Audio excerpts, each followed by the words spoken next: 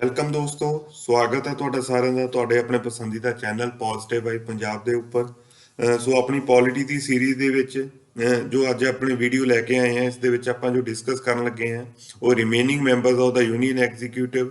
Because ਆਪਣੀ previous videos of union executive ਦੇ ਵਿੱਚ ਆਪਾਂ ਪ੍ਰੈਜ਼ੀਡੈਂਟ ਨੂੰ ਡਿਸਕਸ ਕਰ ਲਿਆ, functions of the president discuss ਕਰ ਲਏ ਆ। ਸੋ ਅੱਜ ਵਾਲੀ ਵੀਡੀਓ ਦੇ ਵਿੱਚ ਆਪਾਂ ਜੋ ਡਿਸਕਸ ਕਰਨ ਲੱਗੇ ਹਾਂ ਵਾਈਸ ਪ੍ਰੈਜ਼ੀਡੈਂਟ, ਉਸ ਤੋਂ ਬਾਅਦ ਤੁਹਾਡੇ ਕੋਲੇ ਆ ਗਏ prime minister, council of ministers and attorney general of India. Because collectively ਆਪਾਂ ਇਹਨਾਂ ਸਾਰਿਆਂ ਨੂੰ ਕੀ ਬੋਲ ਦਿੰਦੇ ਆ, ਯੂਨੀਅਨ ਐਗਜ਼ੀਕਿਊਟਿਵ। ਸੋ ਅੱਜ ਵਾਲੀ ਵੀਡੀਓ ਦੇ ਵਿੱਚ ਆਪਾਂ ਇਹਨੂੰ ਥੋੜਾ ਥਿਓਰੈਟੀਕਲੀ ਔਰ ਇਸ ਵੀਡੀਓ ਨੂੰ ਜ਼ਿਆਦਾ ਇੰਟਰਸਟਿੰਗ ਬਣਾਉਣ ਲਈ ਆਪਾਂ ਇਹਦੇ 'ਚ ਕੀ ਹੈ, ਇਹਨੂੰ ਆਪਾਂ in the form of MCQ ਵੀ ਇਨ ਦਾ ਸੇਮ ਵੀਡੀਓ ਹੀ ਆਪਾਂ ਡਿਸਕਸ ਕਰਨ ਲੱਗੇ ਹਾਂ। So let's start the video. ਉਸ ਤੋਂ ਪਹਿਲਾਂ ਅਗਰ ਤੁਹਾਡੀ ਕੋਈ ਕੁਐਰੀ ਹੈ ਜਾਂ ਕੋਈ ਸੁਜੈਸ਼ਨ ਹੈ ਤਾਂ ਇਸ ਨੰਬਰ ਦੇ ਉੱਪਰ ਤੁਸੀਂ ਮੈਨੂੰ WhatsApp ਕਰ ਸਕਦੇ ਹੋ। ਸੋ ਲੈਟਸ ਸਟਾਰਟ ਦਾ ਵੀਡੀਓ। ਸਭ ਤੋਂ ਪਹਿਲਾਂ ਆਪਾਂ ਦੇਖਦੇ ਹਾਂ ਵਾਈਸ ਪ੍ਰੈਜ਼ੀਡੈਂਟ ਦੀ ਗੱਲ ਕਰੀਏ। ਪਹਿਲੀ ਗੱਲ ਤਾਂ ਕਿ ਵਾਈਸ ਪ੍ਰੈਜ਼ੀਡੈਂਟ ਦੇ ਵਿੱਚ ਤੁਹਾਨੂੰ ਆਰਟੀਕਲ ਪਤਾ ਹੋਣਾ ਚਾਹੀਦਾ ਕਿ ਆਰਟੀਕਲ ਕਿੰਨੇ ਤੋਂ ਕਿੰਨੇ ਤੱਕ ਆਪਾਂ ਗੱਲ ਕਰਾਂਗੇ। Article 63 to 71। ਇੰਪੋਰਟੈਂਟਲੀ ਤੁਹਾਡੇ ਕੋਲ ਆਰਟੀਕਲ ਕਿਹੜੇ ਚ ਇੰਪੋਰਟੈਂਟ ਅਗਰ ਦੇਖਿਆ ਜਾਵੇ ਤਾਂ ਆਪਾਂ ਗੱਲ ਕਰਾਂਗੇ article 63 the, article 64 and article 65। Means ਇਹ ਆਰਟੀਕਲ ਨੰਬਰ ਤੁਹਾਨੂੰ ਯਾਦ ਹੋਣੇ ਚਾਹੀਦੇ ਆ, ਤੁਹਾਨੂੰ ਪਤਾ ਹੋਣਾ ਚਾਹੀਦਾ ਕਿ 63 ਦੇ ਵਿੱਚ ਕਿਸ ਚੀਜ਼ ਦੀ ਗੱਲ ਹੋ ਰਹੀ ਹੈ, 64 ਦੇ ਵਿੱਚ ਕੀ ਹੈ ਔਰ 65 ਦੇ ਵਿੱਚ ਕੀ ਹੈ। ਸਭ ਤੋਂ ਪਹਿਲਾਂ ਦੇਖਦੇ ਹਾਂ ਕਿ ਜਿਹੜਾ ਵਾਈਸ ਪ੍ਰੈਜ਼ੀਡੈਂਟ ਆ ਇਹਦੀ ਜਿਹੜੀ ਹੈਗੀ ਆ ਰੈਂਕਿੰਗ ਕੀ ਹੋਏਗੀ। ਲਾਈਕ ਜਿਵੇਂ ਤੁਹਾਨੂੰ ਆਪਾਂ ਪ੍ਰੈਜ਼ੀਡੈਂਟ ਨੂੰ ਆਪਾਂ ਕੀ ਬੋਲਦੇ ਹਾਂ, ਪ੍ਰੈਜ਼ੀਡੈਂਟ ਨੂੰ ਬੋਲਦੇ ਆਪਾਂ ਪ੍ਰੈਜ਼ੀਡੈਂਟ ਹੋਲਡ ਦਾ ਹਾਈਐਸਟ ਪੋਸਟ ਇਨ ਦਾ ਕੰਟਰੀ। ਤੋਂ ਸੈਕੰਡ ਹਾਈਐਸਟ ਆਫਿਸ ਕਿਸ ਦਾ ਹੋਏਗਾ, ਉਹ ਹੋਏਗਾ ਤੁਹਾਡੇ ਕੋਲੇ ਵਾਈਸ ਪ੍ਰੈਜ਼ੀਡੈਂਟ ਦਾ। ਕਲੀਅਰ। ਔਰ ਵਾਈਸ ਪ੍ਰੈਜ਼ੀਡੈਂਟ ਜਿਹੜਾ ਇਹ ਆਪਣੇ ਇੰਡੀਆ ਦੇ ਵਿੱਚ ਇੱਕ ਵਾਈਸ ਪ੍ਰੈਜ਼ੀਡੈਂਟ ਹੋਏਗਾ, ਇਹ ਕਿਸ ਆਰਟੀਕਲ ਦੇ ਵਿੱਚ ਲਿਖਿਆ ਗਿਆ ਹੈਗਾ, ਇਹ ਆਰਟੀਕਲ 63 ਦੇ ਵਿੱਚ ਮੈਂਸ਼ਨਡ ਹੈ ਕਿ ਜੋ ਵਾਈਸ ਪ੍ਰੈਜ਼ੀਡੈਂਟ ਹੋਏਗਾ that will be the second highest post in the country. Clear. ਉਸ ਤੋਂ ਬਾਅਦ ਕੀ ਹੈ, ਉਸ ਤੋਂ ਬਾਅਦ ਆਪਾਂ ਗੱਲ ਕਰ ਰਹੇ ਹਾਂ ਉਹਦੇ ਇਲੈਕਸ਼ਨ ਦੀ। ਹੁਣ ਜੋ ਇਲੈਕਸ਼ਨ ਦੀ ਆਪਾਂ ਗੱਲ ਕਰ ਰਹੇ ਹਾਂ ਤਾਂ ਇਲੈਕਸ਼ਨ ਦੇ ਵਿੱਚ ਕਿਸ ਟਾਈਪ ਦਾ ਇਲੈਕਸ਼ਨ ਹੋਏਗਾ। ਦੇਖੋ ਜਦੋਂ ਆਪਾਂ ਪ੍ਰੈਜ਼ੀਡੈਂਟ ਦੇ ਇਲੈਕਸ਼ਨ ਦੀ ਗੱਲ ਕੀਤੀ ਸੀਗੀ ਉੱਥੇ ਆਪਾਂ ਕਾਫੀ ਡਿਟੇਲ 'ਚ ਪੜ੍ਹਿਆ ਕਿ ਜਿਹੜਾ ਪ੍ਰੈਜ਼ੀਡੈਂਟ ਦਾ ਇਲੈਕਸ਼ਨ ਹੁੰਦਾ ਹੈਗਾ ਉਹ ਤੁਹਾਡਾ ਕੀ ਹੁੰਦਾ ਹੈਗਾ, ਇਨਡਾਇਰੈਕਟ ਇਲੈਕਸ਼ਨ। ਤੋਂ similarly like the election of the president, ਜੋ election of the vice president ਹੋਏਗਾ ਉਹ ਵੀ ਤੁਹਾਡੇ ਕੋਲ ਕੀ ਹੋਏਗਾ, ਇਨਡਾਇਰੈਕਟ ਹੋਏਗਾ। ਆਈ ਹੋਪ ਹੁਣ ਤੁਹਾਨੂੰ ਸਾਰਿਆਂ ਨੂੰ ਕਲੀਅਰ ਹੈ ਕਿ ਡਾਇਰੈਕਟ ਇਲੈਕਸ਼ਨ ਦਾ ਕੀ ਮੀਨਿੰਗ ਹੈ, ਇਨਡਾਇਰੈਕਟ ਦਾ ਕੀ ਮੀਨਿੰਗ ਹੈ। ਸੋ ਰਿਵੀਜ਼ਨ ਲਈ ਇਨਡਾਇਰੈਕਟ ਦਾ ਮਤਲਬ ਕੀ ਹੈ ਕਿ ਡਾਇਰੈਕਟਲੀ ਪੀਪਲ ਨਹੀਂ ਪਾਰਟਿਸਿਪੇਟ ਕਰਨਗੇ in the election of the vice president, similarly in the election of the president of India. So indirect election mode of election ਕੀ ਹੋਏਗਾ, ਇਨਡਾਇਰੈਕਟ ਹੋਏਗਾ। ਫਿਰ ਕੀ ਹੋਏਗਾ, ਇਨਡਾਇਰੈਕਟ ਇਲੈਕਸ਼ਨ ਦੇ ਵਿੱਚ ਜੋ ਤੁਹਾਡੇ ਰਿਪਰੈਜ਼ੈਂਟੇਟਿਵ ਹੈ ਨਾ, ਤੋ ਜੋ ਤੁਹਾਡੇ ਚੁਣੇ ਹੋਏ MP ਨੇ ਉਹ ਜੋ ਵੋਟ ਕਰਨਗੇ ਉਹ ਵੋਟ ਕਿਸ ਟਾਈਪ ਦੀ ਹੋਏਗੀ, ਤੁਹਾਡੀ ਹੋਏਗੀ ਸਿੰਗਲ ਟਰਾਂਸਫਰੇਬਲ ਵੋਟ। ਇਹਦਾ ਆਪਾਂ ਕਨਸੈਪਟ ਟਰਾਂਸਫਰੇਬਲ ਵੋਟ ਦਾ ਦੇਖ ਲਿਆ ਸੀਗਾ ਜੋ ਪ੍ਰੈਜ਼ੀਡੈਂਟ ਦੇ ਕੇਸ ਦੇ ਵਿੱਚ ਟਰਾਂਸਫਰੇਬਲ ਵੋਟ, ਸੇਮ ਕਨਸੈਪਟ ਆ ਉਹ ਇਨ case of vice president use ਕਰ ਰਹੇ ਹਾਂ। ਇਹਨੂੰ ਆਪਾਂ ਐਕਸਪਲੇਨ ਕੀਤਾ ਗਿਆ ਜੋ ਪ੍ਰੈਜ਼ੀਡੈਂਟ ਵਾਲੀ ਵੀਡੀਓ ਹੈ, ਜੋ ਇਸ ਤੋਂ ਪਹਿਲੇ ਵਾਲੀ ਵੀਡੀਓ ਹੈ ਉਹਦੇ 'ਚ ਕੇਸ ਟਰਾਂਸਫਰੇਬਲ ਵੋਟ ਕਿਸ ਤਰ੍ਹਾਂ ਯੂਜ਼ ਹੁੰਦੀ ਹੈ ਇਨ the election of the president. ਉਸ ਤੋਂ ਬਾਅਦ ਜੋ ਡਿਫਰੈਂਸ ਆ ਜਾਂਦਾ ਹੈ ਕਿ ਜੋ ਇਲੈਕਟੋਰਲ ਕਾਲਜ ਹੈ ਇਸ ਦਾ ਵਾਈਸ ਪ੍ਰੈਜ਼ੀਡੈਂਟ ਦਾ, ਉਹ ਹੈ different from the electoral college of the president. ਆਪਾਂ ਦੇਖਿਆ ਸੀਗਾ ਕਿ ਪ੍ਰੈਜ਼ੀਡੈਂਟ ਇਲੈਕਟੋਰਲ ਕਾਲਜ ਦੇ ਵਿੱਚ ਕੌਣ ਕੌਣ ਸੀਗਾ। ਪਹਿਲੀ ਗੱਲ ਤਾਂ ਆਪਾਂ ਗੱਲ ਕਰ ਰਹੇ ਸੀ elected members the, elected member of the lower house, upper house. ਉਸ ਤੋਂ ਬਾਅਦ ਫਿਰ ਸਟੇਟ ਲੈਜਿਸਲੇਟਿਵ ਅਸੈਂਬਲੀਜ਼ ਦੇ ਆਪਾਂ ਦੋ UTs ਦੀ ਗੱਲ ਕੀਤੀ ਸੀਗੀ, ਪੌਂਡੂਚੇਰੀ ਐਂਡ ਤੁਹਾਡੇ ਕੋਲ ਦਿੱਲੀ ਦੀ। ਬਟ ਇਸ ਕੇਸ ਦੇ ਵਿੱਚ ਕੀ ਹੋਏਗਾ, ਜੋ ਵਾਈਸ ਪ੍ਰੈਜ਼ੀਡੈਂਟ ਹੋਏਗਾ, ਵਾਈਸ ਪ੍ਰੈਜ਼ੀਡੈਂਟ ਨੂੰ ਕੌਣ ਇਲੈਕਟ ਕਰੇਗਾ, it will be vice president will be elected ਬਾय the members of the both the houses. ਕਹਿਣ ਦਾ ਮਤਲਬ ਕੀ ਹੈ, ਇਹਦੇ ਵਿੱਚ ਤੁਹਾਡੇ ਕੋਲ ਦੋਨੋਂ ਮੈਂਬਰ ਆ ਗਏ, elected member plus nominated member. ਕਿਸ ਹਾਊਸਸ ਦੇ, ਦੋਨੋਂ ਹਾਊਸਸ ਦੇ, ਲੋਕ ਸਭਾ ਦੇ ਵੀ ਪਲੱਸ ਰਾਜ ਸਭਾ ਦੇ ਵੀ। ਅਗਰ ਆਪਾਂ ਗੱਲ ਕਰੀਏ ਸਟੇਟ ਲੈਜਿਸਲੇਟਿਵ ਅਸੈਂਬਲੀ ਦੀ ਤਾਂ ਸਟੇਟ ਲੈਜਿਸਲੇਟਿਵ ਅਸੈਂਬਲੀ ਦਾ ਮੀਨਸ ਕੀ ਹੈ, MLA the in case of the election of the vice president ਕੋਈ ਰੋਲ ਨਹੀਂ ਹੈ। ਤੋਂ ਇਲੈਕਟ ਕੌਣ ਕਰੇਗਾ, ਲੋਕ ਸਭਾ ਦੇ ਮੈਂਬਰ, ਰਾਜ ਸਭਾ ਦੇ ਮੈਂਬਰ। ਪ੍ਰੈਜ਼ੀਡੈਂਟ ਦੇ ਵਿੱਚ ਸਿਰਫ elected member of the Lok Sabha and ਰਾਜ ਸਭਾ ਆਪਾਂ ਗੱਲ ਕਰਦੇ ਸੀਗੇ। But in case of the election of the vice president all the members of the Lok Sabha means elected plus nominated. Similarly, all the members of the Rajya Sabha, both elected and nominated, will participate in the election of the vice president. So ਇਹ point ਨੂੰ ਤੁਸੀਂ ਧਿਆਨ ਦੇ ਵਿੱਚ ਰੱਖਣਾ ਹੈ ਕਿ ਇਹਦੇ ਵਿੱਚ ਕੋਈ ਇਲੈਕਸ਼ਨ ਵਿੱਚ ਕੌਣ ਪਾਰਟਿਸਿਪੇਟ ਕਰੇਗਾ ਔਰ ਪ੍ਰੈਜ਼ੀਡੈਂਟ ਦੇ ਇਲੈਕਸ਼ਨ ਵਿੱਚ ਕੌਣ ਪਾਰਟਿਸਿਪੇਟ ਕਰੇਗਾ। ਇਹ ਰਿਮੇਨਿੰਗ ਹੈ ਜੋ ਸਾਰੇ ਦਾ ਸਾਰਾ election procedure as for as ਆਪਣੇ ਕੋਲ ਇਲੈਕਸ਼ਨ ਕੰਸਰਨਡ ਹੈ ਤਾਂ ਉਹ ਰਿਮੇਨਿੰਗ ਸੇਮ ਰਹੇਗਾ, ਇਨਡਾਇਰੈਕਟ ਰਹੇਗਾ, ਟ੍ਰਾਂਸਫਰੇਬਲ ਵੋਟ ਰਹੇਗੀ। ਲੇਕਿਨ ਜੋ ਇਲੈਕਟੋਰਲ ਕਾਲਜ ਆ ਉਹ ਡਿਫਰੈਂਟ ਹੈ from the electoral college of the president. Next ਫਿਰ ਤੁਹਾਡੇ ਕੋਲ ਕਾਮਨ ਆ ਗਿਆ ਹੈਗਾ, ਦੇਖੋ ਇਨ case of election of the president ਕੋਈ ਡਿਸਪਿਊਟ ਆ ਜਾਂਦਾ ਹੈਗਾ ਤਾਂ ਉਹਦਾ ਸੋਲੂਸ਼ਨ ਵੀ ਕਿਸੇ ਨੇ ਦਿੱਤੇ, ਉਹਦੀ ਜਜਮੈਂਟ ਵੀ ਕੌਣ ਦੇਗਾ, ਉਹ ਤੁਹਾਡੇ ਕੋਲ ਕੌਣ ਦਿੰਦਾ ਸੀਗਾ, ਸੁਪਰੀਮ ਕੋਰਟ। तो similarly in case of the election of the any dispute in the election of the vice president तो फिर फाइनल डिसीजन किसका होएगा, supreme court will be the final deciding authority. Clear. So election regarding कोई भी dispute है ਉਹਦਾ solution ਜਾਂ ਉਹਦਾ ਜਜਮੈਂਟ ਜਾਂ ਉਹਦੀ जो फाइनल डिसीजन है वो कौन देगा, supreme court in case of president as well as in case of vice president. So ये कॉमन फैक्टर है।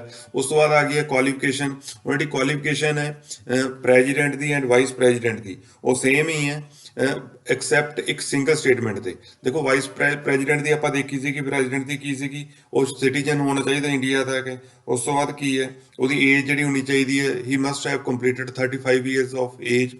ਉਸ ਤੋਂ ਬਾਅਦ ਪ੍ਰੈਜ਼ੀਡੈਂਟ ਦਾ ਆਪਾਂ ਦੇਖਿਆ ਸੀਗਾ ਕਿ he must be eligible for the he must qualify the election of being a member of Lok Sabha. ਕਹਿਣ ਦਾ ਮਤਲਬ ਕਿ ਉਹਦੀ ਐਲੀਜੀਬਿਲਟੀ ਬਣਨੀ ਹੋਣੀ ਚਾਹੀਦੀ ਹੈ ਲੋਕ ਸਭਾ ਦੇ ਮੈਂਬਰ ਬਣਨ ਲਈ।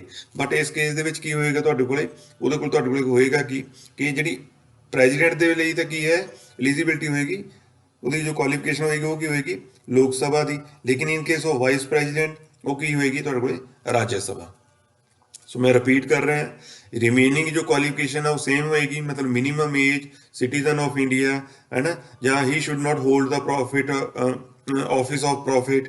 बट डिफरेंट कितने होएगा, प्रेजिडेंट ਦੇ ਵਿੱਚ ਤੁਹਾਡੇ ਕੋਲ ਕੀ ਹੋਏਗਾ ਕਿ ਉਹਦੀ ਜਿਹੜੀ ਕੁਆਲੀਫਿਕੇਸ਼ਨ ਹੋਣੀ ਚਾਹੀਦੀ ਹੈ ਉਹ ਕੀ ਹੋਣੀ ਚਾਹੀਦੀ ਹੈ, as a member of Lok Sabha qualify ਕਰਨਾ ਚਾਹੀਦਾ ਉਹ ਇਨ case of president. But in case of vice president वो की होना चाहिए ਤੁਹਾਡੇ ਕੋਲ should be qualified for the election as the member of the राज्य सभा। ਇੱਥੇ ਲੋਕ ਸਭਾ ਦੀ ਗੱਲ ਨਹੀਂ ਕਰ ਰਹੇ ਆਪਾਂ, ਇੱਥੇ राज्य सभा ਦੀ ਗੱਲ ਕਰ ਰਹੇ ਹਾਂ। ਸੋ ਇਹ ਪੁਆਇੰਟ ਤੁਹਾਨੂੰ ਕਲੀਅਰ ਹੋਣਾ ਚਾਹੀਦਾ, ਜੋ ਡਿਫਰੈਂਟ ਹੈ, ਜੋ ਡਿਫਰੈਂਸ ਆ ਦੋਨਾਂ ਦੇ ਵਿੱਚ ਉਹ ਤੁਹਾਨੂੰ ਕਲੀਅਰਲੀ ਪਤਾ ਹੋਣਾ ਚਾਹੀਦਾ ਹੈ। ਉਸ ਤੋਂ ਬਾਅਦ ਕੀ ਹੈ ਤੁਹਾਡੇ ਕੋਲੇ ਓਥ ਦੀ ਆ ਗਈ ਹੈ। ਹੁਣ ਇਨ ਕੇਸ ਆਫ ਪ੍ਰੈਜ਼ੀਡੈਂਟ ਆਪਣੇ ਕੋਲੇ ਓਥ ਕੌਣ ਦਵਾਉਂਦਾ ਸੀਗਾ, chief justice of India. But in case of vice president ਜੋ ਓਥ ਆ ਉਹਨੂੰ ਐਡਮਿਨਿਸਟ੍ਰੇਟਰ ਕੌਣ ਕਰੇਗਾ, ਉਹਨੂੰ ਕੌਣ ਕਰੇਗਾ, ਪ੍ਰੈਜ਼ੀਡੈਂਟ ਆਫ ਇੰਡੀਆ। ਨੈਕਸਟ ਤੁਹਾਡੇ ਕੋਲ ਉਹਦੀ ਟਰਮ ਆ ਗਈ ਹੈ। ਟਰਮ ਤੁਹਾਡੇ ਕੋਲ ਕੀ ਹੈ, 5 ਈਅਰ ਟਰਮ ਹੋਏਗੀ। ਲੇਕਿਨ 5 ਈਅਰ ਤੋਂ ਪਹਿਲੇ ਵੀ ਤੁਹਾਡੇ ਕੋਲ ਕੀ ਹੋ ਸਕਦਾ ਹੈ, ਜਿਹੜਾ ਆਫਿਸ ਆ ਉਹ ਵੇਕੈਂਟ ਹੋ ਸਕਦਾ ਹੈ। ਉਹਦਾ ਰੀਜ਼ਨ ਕੀ ਹੋ ਸਕਦਾ ਹੈ, ਫॉर एग्जांपल कि पूरी की पूरी जो 5 ईयर्स है ਉਹਦੀ ਟਨਿਓਰ ਆ ਜਾ ਉਹਦੀ ਟਰਮ ਹੈ ਉਹ ਕੰਪਲੀਟ ਹੋ ਗਈ ਹੈ। ਉਸ ਤੋਂ ਬਾਅਦ ਸਪੋਜ਼ ਇਨ ਬਿਟਵੀਨ ਵਾइस प्रेसिडेंट ने ਜਿਹੜਾ ਹੈਗਾ ਕਿ ਰੈਜ਼ਿਗਨੇਸ਼ਨ ਦੇਤਾ, अगर ਰੈਜ਼ਿਗਨੇਸ਼ਨ देगा तो ਰੈਜ਼ਿਗਨੇਸ਼ਨ भी अगेन किस ਨੂੰ देगा, अगेन ਪ੍ਰੈਜ਼ੀਡੈਂਟ ਨੂੰ। अगर ਰਿਜ਼ਾਈਨ ਕਰਤਾ ਫਿਰ ਵੀ ਕੀ ਹੋ ਜਾਏਗੀ, ਇੱਕ ਜਿਹੜੀ ਹੈਗੀ ਹੈ ਵੇਕੈਂਟ ਹੋ ਜਾਏਗੀ ਸੀਟ। ਉਸ ਤੋਂ ਬਾਅਦ ਕੀ ਹੈ, ਸਪੋਜ਼ ਉਹਨੂੰ ਰਿਮੂਵ ਕਰਤਾ ਆਪਾਂ, ਕਿਉਂਕਿ ਰਿਮੂਵ ਦਾ ਪ੍ਰੈਜ਼ੀਡੈਂਟ ਦੇ ਕੇਸ ਦੇ ਵਿੱਚ ਆਪਾਂ ਕੀ ਦੇਖਿਆ ਸੀਗਾ, ਉੱਥੇ ਆਪਾਂ ਵਰਡ ਯੂਜ਼ ਕੀਤਾ ਸੀਗਾ impeachment under article 61। But in case of vice president ਤੁਹਾਡੇ ਕੋਲ ਕੀ ਹੋਏਗੀ, ਕੋਈ ਫਾਰਮਲ ਇੰਪੀਚਮੈਂਟ ਦਾ ਪ੍ਰੋਸੀਜਰ ਨਹੀਂ ਹੈ ਇਹਦੇ ਲਈ। ਠੀਕ ਹੈ, ਇਹਦੇ ਲਈ ਕੀ ਹੈ, ਫਾਰਮਲ ਕੋਈ ਪ੍ਰੋਸੀਜਰ ਨਹੀਂ ਹੈ ਇੰਪੀਚਮੈਂਟ ਦਾ, ਕਿਉਂਕਿ ਉਹਦੇ 'ਚ ਆਪਾਂ ਦੇਖਿਆ ਸੀਗਾ ਇੰਪੀਚਮੈਂਟ ਕਿਵੇਂ ਹੁੰਦੀ ਹੈ। ਇੰਪੀਚਮੈਂਟ ਆਫ ਦਾ ਪ੍ਰੈਜ਼ੀਡੈਂਟ ਆਪਾਂ ਕਿਸੇ ਵੀ ਜਿਹੜਾ ਹੈਗਾ ਹਾਊਸ ਤੋਂ ਸ਼ੁਰੂ ਕਰ ਸਕਦੇ ਹਾਂ, ਲੋਅਰ ਹਾਊਸ ਜਾਂ ਅਪਰ ਹਾਊਸ। ਉਹਦੀ ਡਿਫਰੈਂਟ ਕੰਡੀਸ਼ਨ ਹੈ, ਸਪੈਸ਼ਲ ਮੈਜੋਰਿਟੀ ਚਾਹੀਦੀ ਅੰਡਰ ਆਰਟੀਕਲ 61 है ना, वो आप ऑलरेडी देख चुके हैं। But in case of the impeachment of vice president तो अपने को कोई भी फॉर्मल इंपीचमेंट का कोई भी मैथड नहीं है, सिंपली आप इन्हें रिमूव करते हैं एक रेजोल्यूशन के नाल। लेकिन वो रेजोल्यूशन कितों होएगा, राज्य सभा तो।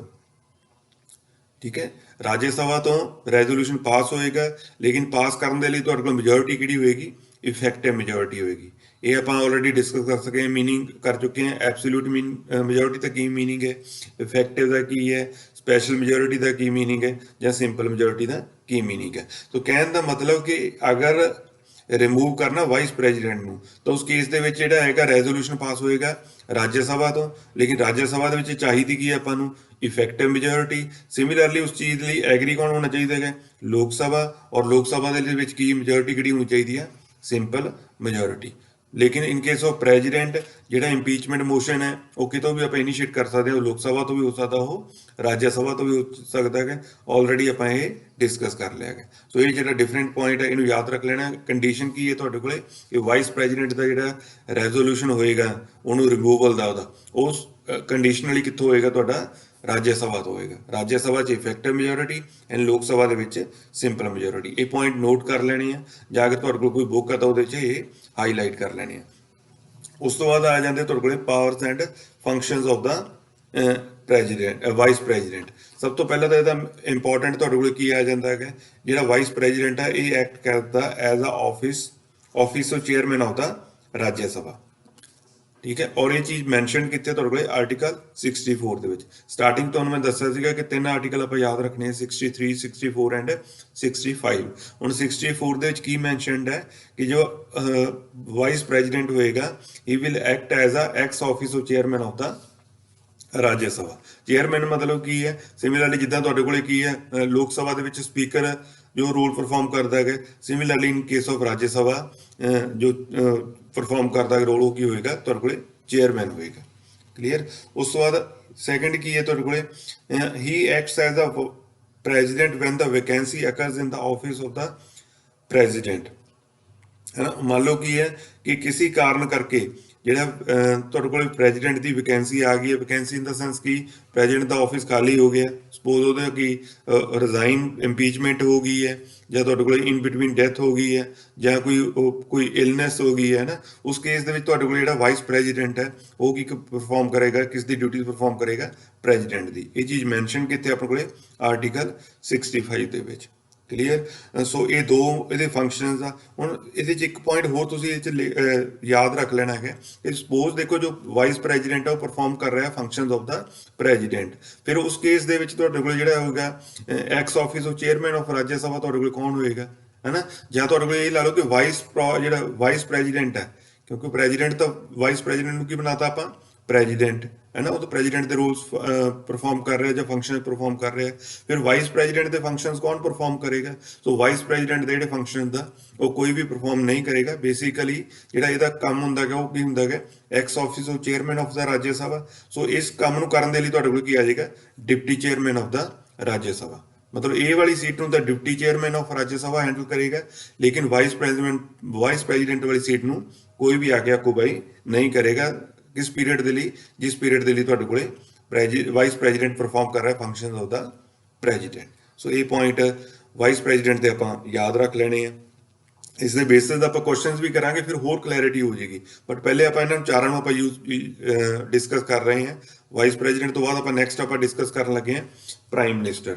ਹੁਣ ਜੇ ਪ੍ਰਾਈਮ ਮਿਨਿਸਟਰ ਦੀ ਆਪਾਂ ਗੱਲ ਕਰੀਏ ਤਾਂ ਪ੍ਰਾਈਮ ਮਿਨਿਸਟਰ ਤੁਹਾਡੇ ਕੋਲੇ ਇੱਕ ਇਹਦੇ 'ਚ ਦੋਸਤੋ ਦੇਖ ਲੈਣਾ ਕਿ ਲਾਸਟ ਵਾਲੀ ਸਲਾਈਡ ਦੇ ਵਿੱਚ ਕਿ ਜਦੋਂ ਆਪਾਂ ਦੇਖਦੇ ਹਾਂ ਕਿ ਪ੍ਰੈਜ਼ੀਡੈਂਟ ਦੀ ਜਿਹੜੀ ਹੈਗੀ ਹੈ ਸੀਟ ਖਾਲੀ ਹੋ ਜਾਂਦੀ ਹੈ, ਵੇਕੈਂਟ ਹੋ ਜਾਂਦੀ ਹੈ ਡਿਊ ਟੂ ਐਨੀ ਰੀਜ਼ਨ, ਉਹਦੀ ਡੈਥ ਹੋ ਗਈ ਹੈ, ਉਹਦੀ ਸਪੋਜ਼ ਉਹਦੀ ਇੰਪੀਚਮੈਂਟ ਹੋ ਗਈ ਹੈ, ਤਾਂ ਉਸ ਕੇਸ ਦੇ ਵਿੱਚ vice president perform the function of the president. ਇਹ ਆਪਾਂ ਨੂੰ ਕਲੀਅਰ ਅੰਡਰ ਆਰਟੀਕਲ 65 ਲਿਖਿਆ ਹੋਇਆ ਹੈ। ਤਾਂ ਕੀ ਹਿਸਟਰੀ ਦੇ ਵਿੱਚ ਇਹ ਚੀਜ਼ ਕਦੀ ਹੋਈ ਹੈ ਕਿ ਕਿਸੇ ਵਾਈਸ ਪ੍ਰੈਜ਼ੀਡੈਂਟ ਨੇ ਪ੍ਰੈਜ਼ੀਡੈਂਟ ਦਾ ਫੰਕਸ਼ਨ ਪਰਫਾਰਮ ਕੀਤਾ ਹੋਵੇ? ਤਾਂ ਤੁਹਾਨੂੰ ਯਾਦ ਹੋਏਗਾ ਆਪਣੇ ਕੋਲ ਦੋ ਕੇਸਿਸ ਆਪਾਂ ਦੇਖੇ ਸੀਗੇ ਕਿ ਦੋ ਪ੍ਰੈਜ਼ੀਡੈਂਟ ਦਾ ਜਿਹੜੀ ਡੈਥ ਹੋ ਗਈ ਸੀਗੀ ਇਨ ਦਾ ਆਫਿਸ, ਟੈਨਿਓਰ ਜਿਹੜਾ during there tenure of the president ਉਹਨਾਂ ਦੀ ਡੈਥ ਹੋ ਗਈ ਸੀਗੀ। ਤਾਂ ਉਹ ਕਿਹੜੇ ਕਿਹੜੇ ਆਪਣੇ ਕੋਲ ਪ੍ਰੈਜ਼ੀਡੈਂਟ ਸੀਗੇ? ਇੱਕ ਤਾਂ ਆਪਣੇ ਕੋਲ ਸੀਗਾ ਡਾਕਟਰ ਜ਼ਾਕਿਰ ਹੁਸੈਨ, ਇਹ ਆਪਾਂ ਪਹਿਲਾਂ ਲਿਖਿਆ ਹੋਇਆ ਹੈ, ਔਰ ਦੂਸਰਾ ਤੁਹਾਡੇ ਕੋਲ ਸੀਗਾ ਫਕਰੂਦੀਨ ਅਲੀ ਅਹਿਮਦ। ਹੁਣ ਇਹਨਾਂ ਦੋਨਾਂ ਦਾ ਸੀਗੇ ਜਦੋਂ ਇਹਨਾਂ ਦੀ ਡੈਥ ਹੋ ਗਈ ਹੈ ਤਾਂ ਸਡਨਲੀ ਤੁਹਾਡੇ ਕੋਲ ਕੀ ਹੋ ਗਿਆ ਸੀਗਾ, ਪ੍ਰੈਜ਼ੀਡੈਂਟ ਦਾ ਜਿਹੜਾ ਆਫਿਸ ਹੋ ਗਿਆ ਸੀਗਾ ਉਹ ਵੇਕੈਂਟ ਹੋ ਗਿਆ ਸੀਗਾ। ਤਾਂ ਉਸ ਕੇਸ ਦੇ ਵਿੱਚ ਤੁਹਾਡੇ ਕੋਲ ਇਹਦਾ ਜਿਹੜਾ ਆਫਿਸ ਕਿਹਨੇ ਸੰਭਾਲਿਆ ਸੀਗਾ, ਤਾਂ ਵੀਵੀ ਗਿਰੀ ਉਸ ਟਾਈਮ ਕੀ ਸੀਗੇ, ਵਾਈਸ ਪ੍ਰੈਜ਼ੀਡੈਂਟ ਆਫ ਇੰਡੀਆ। ਤਾਂ ਵਾਈਸ ਪ੍ਰੈਜ਼ੀਡੈਂਟ ਨੇ ਕੀ ਪਰਫਾਰਮ ਕੀਤਾ ਸੀਗਾ, ਇਹ perform the functions of the president. Similarly Fakhruddin Ali Ahmed, ਤਾਂ ਇਹਨਾਂ ਲਈ ਜਿਹੜੇ ਸੀਗੇ ਵਾਈਸ ਪ੍ਰੈਜ਼ੀਡੈਂਟ ਕੌਣ ਸੀਗੇ, ਤੁਹਾਡੇ ਕੋਲ ਸੀਗੇ BD ਜਾਟੀ। ਸੋ ਇਹਨਾਂ ਨੇ ਵੀ ਕੀ ਪਰਫਾਰਮ ਕੀਤਾ ਸੀਗਾ, he performed the function being a vice president of India, he performed the functions of the president. Clear. So ਇਹ ਦੋਨੋਂ ਯਾਦ ਰੱਖ ਲੈਣੇ ਆ ਵੀ ਵਾਈਸ ਪ੍ਰੈਜ਼ੀਡੈਂਟ ਹੈ ਕਿਹੜੇ ਆਪਣੀ ਹਿਸਟਰੀ ਦੇ ਵਿੱਚ ਇਹ ਦੋ ਕੇਸਿਸ ਆਪਣੇ ਕੋਲ ਹੋਏ ਆ ਕਿ ਜਦ ਜ਼ਕੀਰ ਹੁਸੈਨ ਦੀ ਡੈਥ ਹੋ ਗਈ ਸੀਗੀ ਜਾਂ ਫਖਰੂਦੀਨ ਅਲੀ ਅਹਿਮਦ ਪ੍ਰੈਜ਼ੀਡੈਂਟ ਦੀ ਡੈਥ ਹੋ ਗਈ ਸੀਗੀ। ਉਨ ਦੋਨੋਂ ਕੇਸਿਸ ਦੇ ਵਿੱਚ ਕੌਣ ਵਾਈਸ ਪ੍ਰੈਜ਼ੀਡੈਂਟ ਹੈ ਜਿਨ੍ਹਾਂ ਨੇ ਪਰਫਾਰਮ ਕੀਤਾ functions of the president. Next ਆਪਣੇ ਕੋਲ ਆ ਗਿਆ ਪ੍ਰਾਈਮ ਮਿਨਿਸਟਰ। ਹੁਣ ਪ੍ਰਾਈਮ ਮਿਨਿਸਟਰ ਨੂੰ ਆਪਾਂ ਬੋਲਦੇ ਕੀ ਹੈ? Prime minister is called the real executive of the government. ਹੁਣ ਦੇਖੋ ਆਪਾਂ ਗੱਲ ਕੀਤੀ ਸੀ ਇੱਕ nominal executive of the government, ਇੱਕ ਆਪਾਂ ਕੀਤੀ ਸੀ real executive of the government. Nominal executive ਆਪਣੇ ਕੋਲ ਕੌਣ ਸੀਗਾ? ਨੋਮੀਨਲ ਐਗਜ਼ੀਕਿਊਟਿਵ ਆਪਣੇ ਕੋਲ ਸੀਗਾ ਪ੍ਰੈਜ਼ੀਡੈਂਟ, ਲੇਕਿਨ ਰੀਅਲ ਐਗਜ਼ੀਕਿਊਟਿਵ ਤੁਹਾਡੇ ਕੋਲ ਕੌਣ ਹੋਏਗਾ? PM will be the real executive, ਹੈ ਨਾ। ਮਤਲਬ ਕਿ ਜ਼ਿਆਦਾ ਪਾਵਰਸ ਕਿਹਦੇ ਕੋਲੇ ਆ? ਪ੍ਰਾਈਮ ਮਿਨਿਸਟਰ ਦੇ ਕੋਲੇ ਜ਼ਿਆਦਾ ਪਾਵਰਫੁਲ ਅਗਰ ਦੇਖਿਆ ਜਾਵੇ ਪ੍ਰਾਈਮ ਮਿਨਿਸਟਰ ਹੈ। ਔਰ ਪ੍ਰਾਈਮ ਮਿਨਿਸਟਰ ਦੀ ਜੋ ਇਲੈਕਸ਼ਨ ਹੁੰਦਾ ਹੈਗਾ ਉਹ ਤੁਹਾਨੂੰ ਪਤਾ ਹੈਗਾ ਕਿ ਡਾਇਰੈਕਟ ਇਲੈਕਸ਼ਨ ਦੇ ਵਿੱਚ ਹੋਏਗਾ ਕਿ ਆਪਾਂ ਜਿਹੜੇ ਆਪਣੇ ਇਲੈਕਟਡ ਮੈਂਬਰ ਉਹਨਾਂ ਦੇ ਵਿੱਚੋਂ ਆਪਾਂ ਇਹਨਾਂ ਨੂੰ ਪ੍ਰਾਈਮ ਮਿਨਿਸਟਰ ਨੂੰ ਚੁਣ ਲੈਂਦੇ ਹਾਂ, ਹੈ ਨਾ। ਹੁਣ ਇਹਨਾਂ ਦੀ ਅਪਾਇੰਟਮੈਂਟ ਕਿਵੇਂ ਹੋਏਗੀ? ਅੱਗੇ ਵਾਲੇ ਪੁਆਇੰਟ ਤੋਂ ਤੁਹਾਨੂੰ ਕਲੀਅਰ ਹੋ ਜਾਏਗਾ। ਇਹਦੀ ਅਪਾਇੰਟਮੈਂਟ ਕੌਣ ਕਰੇਗਾ? ਪ੍ਰੈਜ਼ੀਡੈਂਟ ਕਰੇਗਾ ਅਪਾਇੰਟਮੈਂਟ, ਕਿਉਂਕਿ ਆਪਣੇ ਕੋਲ ਜਿਹੜਾ ਪਾਰਲੀਮੈਂਟਰੀ ਫਾਰਮ ਆਫ ਗਵਰਨਮੈਂਟ ਹੈ ਉਹਦੇ ਵਿੱਚ ਆਪਣੇ ਕੋਲ ਕਨਵੈਨਸ਼ਨ ਇਹ ਹੈਗੀ ਹੈ ਕਿ ਜਿਹੜਾ ਪ੍ਰੈਜ਼ੀਡੈਂਟ ਹੈ he will appoint the prime minister. ਲੇਕਿਨ ਉਹ ਅਪਾਇੰਟ ਕਿਹਨੂੰ ਕਰੇਗਾ? ਪ੍ਰਾਈਮ ਮਿਨਿਸਟਰ ਉਹ ਅਪਾਇੰਟ ਕਰੇਗਾ leader of the majority party. ਮਤਲਬ ਕਹਿਣ ਦਾ ਮਤਲਬ ਕੀ ਹੈ ਕਿ ਇਲੈਕਸ਼ਨ ਦੇ ਵਿੱਚ, ਲੋਕ ਸਭਾ ਇਲੈਕਸ਼ਨ ਦੇ ਵਿੱਚ ਜਿਸ ਪਾਰਟੀ ਦੇ ਕੋਲੇ ਐਬਸੋਲੂਟ ਮੈਜੋਰਿਟੀ ਆਏਗੀ, ਐਬਸੋਲੂਟ ਮੈਜੋਰਿਟੀ ਆਏਗੀ, ਉਸ ਪਾਰਟੀ ਦੇ ਲੀਡਰ ਨੂੰ ਪ੍ਰੈਜ਼ੀਡੈਂਟ ਕੀ ਕਰ ਦੇਗਾ? He will appoint the prime minister. So ਇਹ ਜਿਹੜੀ ਹੈਗੀ ਕੰਡੀਸ਼ਨ ਬਣ ਜਾਂਦੀ ਹੈ ਜਾਂ ਇਹ ਕਨਵੈਨਸ਼ਨ ਹੈ ਤੁਹਾਡੇ ਕੋਲੇ ਪਾਰਲੀਮੈਂਟਰੀ ਫਾਰਮ ਆਫ ਗਵਰਨਮੈਂਟ ਦੇ ਵਿੱਚ। ਹੁਣ ਫੋਰ ਐਗਜ਼ਾਮਪਲ ਕਿਸੇ ਵੀ ਪਾਰਟੀ ਦੇ ਕੋਲੇ ਐਬਸੋਲੂਟ ਮੈਜੋਰਿਟੀ ਨਹੀਂ ਆਉਂਦੀਗੀ ਤਾਂ ਉਸ ਕੇਸ ਦੇ ਵਿੱਚ ਜੋ ਹੋਗੀ ਡਿਸਕ੍ਰਿਸ਼ਨਰੀ ਪਾਵਰ ਕੌਣ ਯੂਜ਼ ਕਰੇਗਾ? ਪ੍ਰੈਜ਼ੀਡੈਂਟ ਯੂਜ਼ ਕਰੇਗਾ। ਤਾਂ ਉਸ ਕੇਸ ਦੇ ਵਿੱਚ ਕੀ ਹੋਏਗਾ? ਪ੍ਰੈਜ਼ੀਡੈਂਟ ਕਿਹਨੂੰ ਅਪਾਇੰਟ ਕਰੇਗਾ? ਆਪਣੀ ਡਿਸਕ੍ਰਿਸ਼ਨਰੀ ਪਾਵਰ ਯੂਜ਼ ਕਰਦੇ ਹੋਏ। ਸਪੋਜ਼ ਤੁਹਾਡੇ ਕੋਲ ਕੋਆਲੀਸ਼ਨ ਗਵਰਨਮੈਂਟ ਆ, ਮਤਲਬ ਕਹਿਣ ਦਾ ਮਤਲਬ ਕਿ ਦੋ ਤਿੰਨ ਪਾਰਟੀਆਂ ਮਿਲ ਕੇ ਕੋਈ ਗਵਰਨਮੈਂਟ ਫਾਰਮ ਕਰ ਰਹੇ ਹੁੰਦਾ ਯੂਨੀਅਨ ਐਗਜ਼ੀਕਿਊਟਿਵ ਜਾਂ ਲੋਕ ਸਭਾ ਦੇ ਵਿੱਚ। ਤਾਂ ਉਸ ਕੇਸ ਦੇ ਵਿੱਚ ਕੀ ਕਰੇਗਾ? ਪ੍ਰੈਜ਼ੀਡੈਂਟ ਆਪਣੀ ਡਿਸਕ੍ਰਿਸ਼ਨਰੀ ਪਾਵਰ ਯੂਜ਼ ਕਰੇਗਾ ਔਰ ਡਿਸਕ੍ਰਿਸ਼ਨਰੀ ਪਾਵਰ ਯੂਜ਼ ਕਰਕੇ ਉਹ ਕੀ ਕਰੇਗਾ ਕਿ ਜਿਹੜੀ ਲਾਰਜੈਸਟ ਪਾਰਟੀ ਹੋਏਗੀ ਉਸ ਦੇ ਜੋ ਲੀਡਰ ਹੈ ਉਹਨੂੰ ਕੀ ਬਣਾ ਦੇਗਾ? ਉਹਨੂੰ ਪ੍ਰਾਈਮ ਮਿਨਿਸਟਰ ਅਪਾਇੰਟ ਕਰ ਦੇਗਾ। ਬਟ ਉਸ ਦੇ ਨਾਲ ਕੰਡੀਸ਼ਨ ਕੀ ਹੋਏਗੀ ਕਿ ਜਿਹੜਾ ਡਿਸਕ੍ਰਿਸ਼ਨਰੀ ਪਾਵਰ ਯੂਜ਼ ਕਰਕੇ ਜੋ ਪ੍ਰਾਈਮ ਮਿਨਿਸਟਰ ਬਣਾਇਆ ਹੋਏਗਾ ਉਹਨੂੰ ਕੀ ਕਰਨਾ ਪਏਗਾ?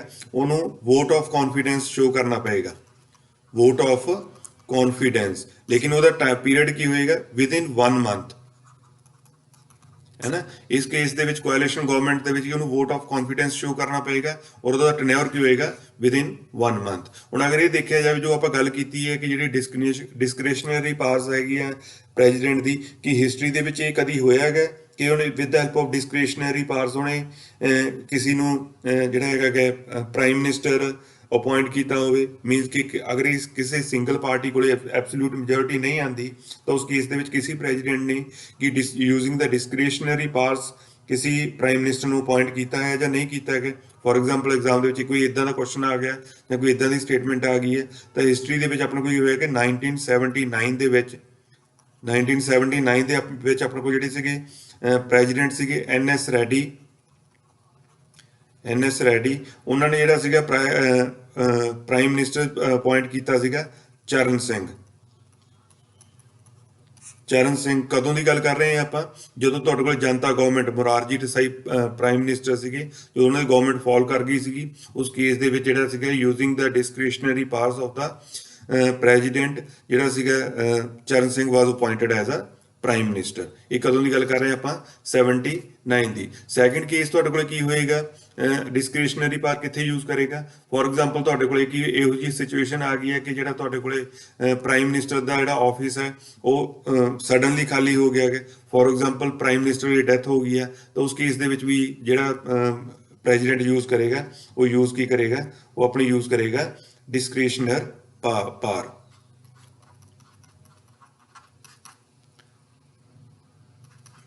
ਠੀਕ ਹੈ। ਇਹਦਾ ਕਹਿਣ ਦਾ ਮਤਲਬ ਕੀ ਹੈ? ਉਹਦੇ ਆਪਣਾ ਜਜਮੈਂਟ ਹੋਏਗੀ, ਉਹਦਾ ਆਪਣਾ ਡਿਸੀਜਨ ਹੋਏਗਾ ਪ੍ਰੈਜ਼ੀਡੈਂਟ ਦਾ ਕਿ ਉਸ ਟਾਈਮ ਦੇ ਲਈ ਕਿਸ ਨੂੰ ਪ੍ਰਾਈਮ ਮਿਨਿਸਟਰ ਬਣਾਇਆ ਜਾਵੇ। ਬਟ ਕੰਡੀਸ਼ਨ ਕੀ ਹੋਏਗੀ ਕਿ ਵਿਦਿਨ 1 ਮੰਥ ਜੋ ਇਲੈਕਟਡ ਜਾਂ ਅਪਾਇੰਟਡ ਪ੍ਰਾਈਮ ਮਿਨਿਸਟਰ ਹੋਏਗਾ he has to show the vote of confidence ਜਾਂ he has to seek the vote of confidence. ਅਗਰ ਉਹਨੂੰ ਵੋਟ ਆਫ ਕੌਨਫੀਡੈਂਸ ਮਿਲ ਗਿਆ ਤਾਂ ਉਹ ਕੰਟੀਨਿਊ ਕਰ ਲੇਗਾ, ਅਦਰਵਾਈਜ਼ ਜੋ ਰਿਮੇਨਿੰਗ ਵਾਲਾ ਕੰਸੈਪਟ ਤੁਹਾਡਾ ਸੇਮ ਐਜ਼ ਇਟ ਇਜ਼ ਹੀ ਹੈ। ਉਸ ਤੋਂ ਬਾਅਦ ਕੀ ਤੁਹਾਡੇ ਕੋਲ ਆ ਗਿਆ? ਓਥ ਦੀ ਗੱਲ ਕਰ ਰਹੇ ਹਾਂ। ਹੁਣ ਪ੍ਰੈਜ਼ੀਡੈਂਟ ਪ੍ਰਾਈਮ ਮਿਨਿਸਟਰ ਨੂੰ ਓਥ ਕੌਣ ਦਵਾਏਗਾ? ਪ੍ਰਾਈਮ ਮਿਨਿਸਟਰ ਨੂੰ ਓਥ ਦਵਾਏਗਾ ਪ੍ਰੈਜ਼ੀਡੈਂਟ, ਹੈ ਨਾ। ਨੈਕਸਟ ਓਥ ਦੇ ਨਾਲ ਨਾਲ ਤੁਹਾਡੇ ਕੋਲ ਕੀ ਹੈ, ਇਹਦੀ ਜਿਹੜੀ ਟਰਮ ਹੋਏਗੀ, ਟਰਮ ਕੀ ਹੋਏਗੀ ਪ੍ਰਾਈਮ ਮਿਨਿਸਟਰ ਦੀ, ਦੇਖਿਆ ਜਾਵੇ ਤਾਂ ਇਹਦੀ ਟਰਮ ਫਿਕਸ ਨਹੀਂ ਹੈ ਨਾ।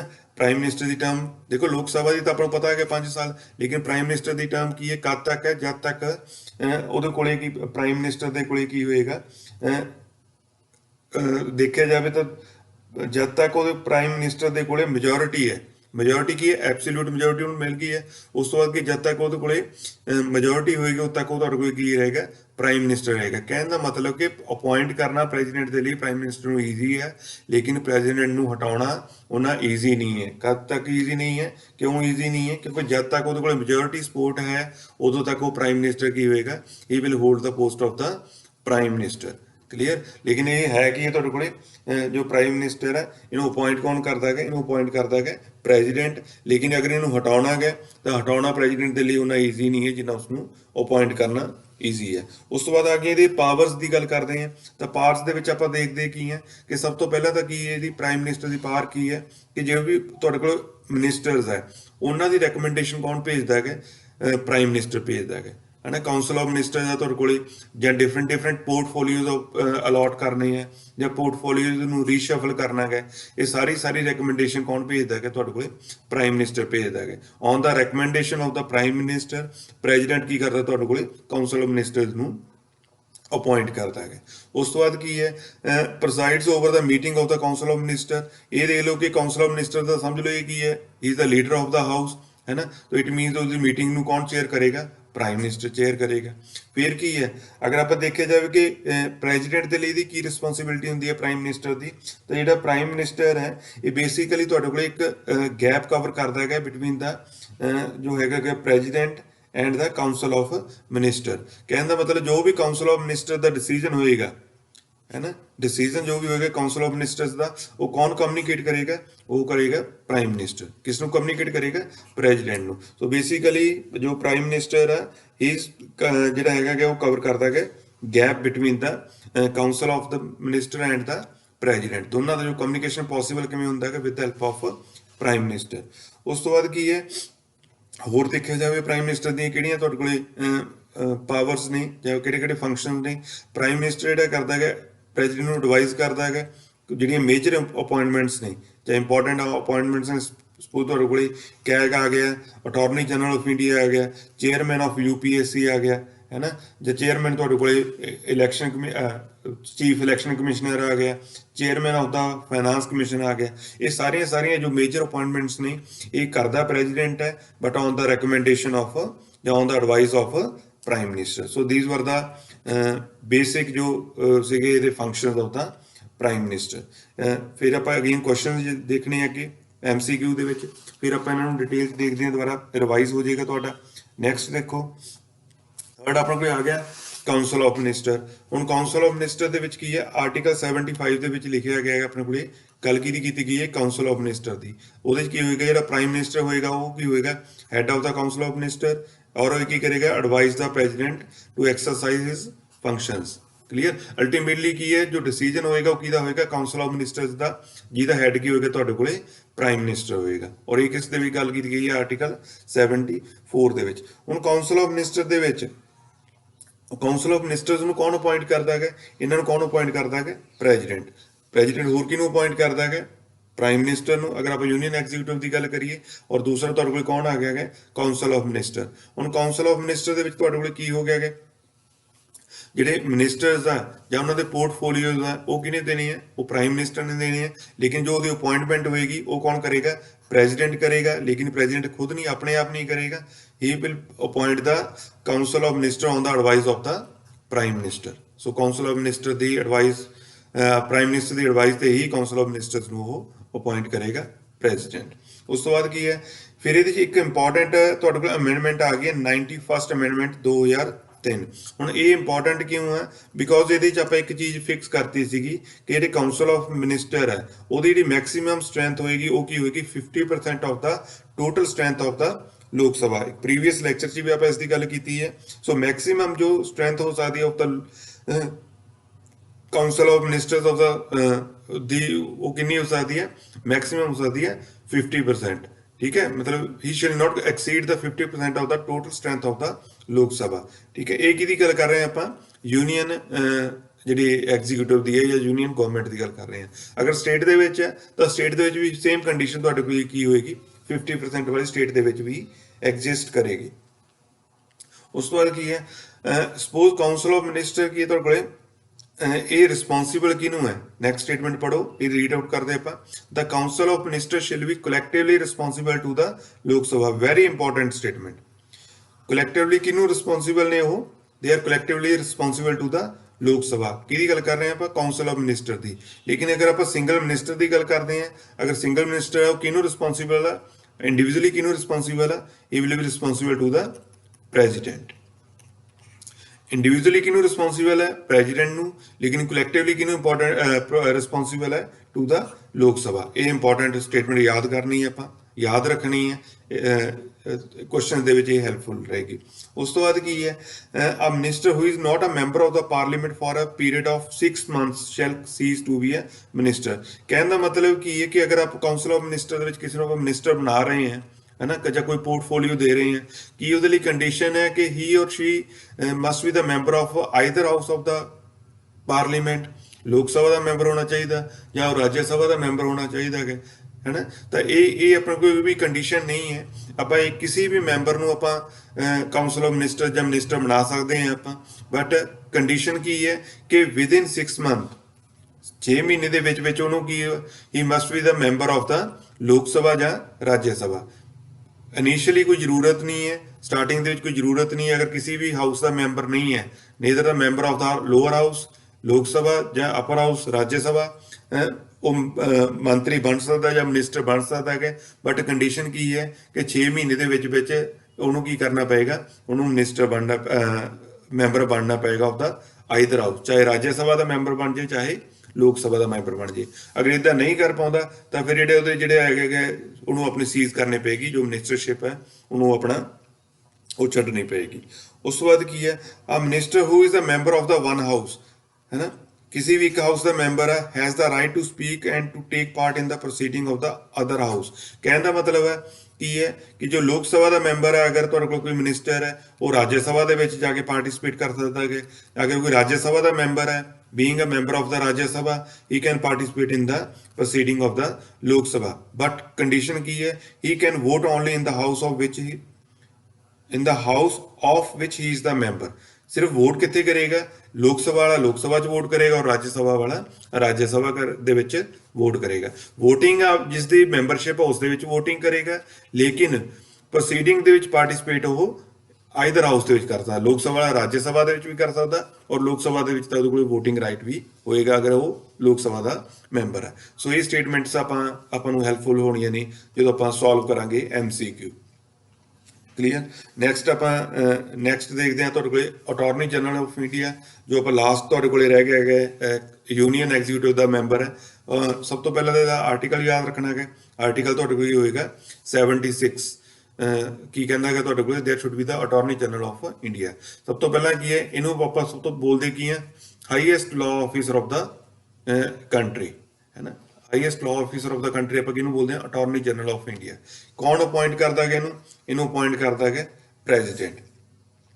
ਦੂਸਰੀ ਗੱਲ ਕੀ ਹੈ, ਕੰਡੀਸ਼ਨ ਕੀ ਹੋਣੀ ਚਾਹੀਦੀ ਹੈ, he must be the person who is qualified to be appointed as a judge of the supreme court। ਇਹ ਸਟੇਟਮੈਂਟ ਯਾਦ ਰੱਖਣੀ ਹੈ, ਆਪਾਂ ਯੂਜ਼ ਕਰਾਂਗੇ MCQ ਦੇ ਵਿੱਚ। ਉਹਦੀ ਜਿਹੜੀ ਐਲੀਜੀਬਿਲਟੀ ਹੋਣੀ ਚਾਹੀਦੀ ਹੈ, ਉਹ ਕੁਆਲੀਫਿਕੇਸ਼ਨ ਹੋਣੀ ਚਾਹੀਦੀ ਹੈ ਫॉर ਦਾ ਅਪਾਇੰਟਮੈਂਟ ਆਫ ਦਾ ਜੱਜ ਆਫ ਦਾ ਸੁਪਰੀਮ ਕੋਰਟ। ਉਸ ਦੇ ਇਕੁਇਵਲੈਂਟ ਆਪਾਂ ਇਹਨੂੰ ਮੰਨਾਂਗੇ। ਅਗਰ ਉਹ ਸੁਪਰੀਮ ਕੋਰਟ ਦੇ ਜੱਜ ਦੇ ਬਣਨ ਲਈ ਇਹ ਕੁਆਲੀਫਾਈ ਕਰ ਰਿਹਾ ਹੈਗਾ, ਜੋ ਸੁਪਰੀਮ ਕੋਰਟ ਦੇ ਜੱਜ ਨੂੰ ਅਪਾਇੰਟ ਕਰਨ ਦੇ ਲਈ ਜੋ ਕੁਆਲੀਫਿਕੇਸ਼ਨਸ ਉਹ ਫੁੱਲਫਿਲ ਕਰ ਰਿਹਾ ਹੈਗਾ, only that person will be eligible for the appointment of the attorney general of India.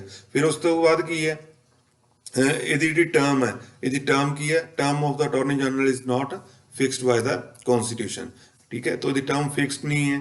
ਕਦ ਤੱਕ ਇਹ ਰਹੇਗਾ, during the pleasure of the president. Usually ਜਦ ਗਵਰਨਮੈਂਟ ਚੇਂਜ ਹੁੰਦੀ ਹੈ ਤਾਂ ਗਵਰਨਮੈਂਟ ਦੇ ਨਾਲ ਨਾਲ ਤੁਹਾਡਾ ਅਟਾਰਨੀ ਜਨਰਲ ਆਫ ਇੰਡੀਆ ਵੀ ਚੇਂਜ ਹੋ ਜਾਂਦਾ ਹੈ।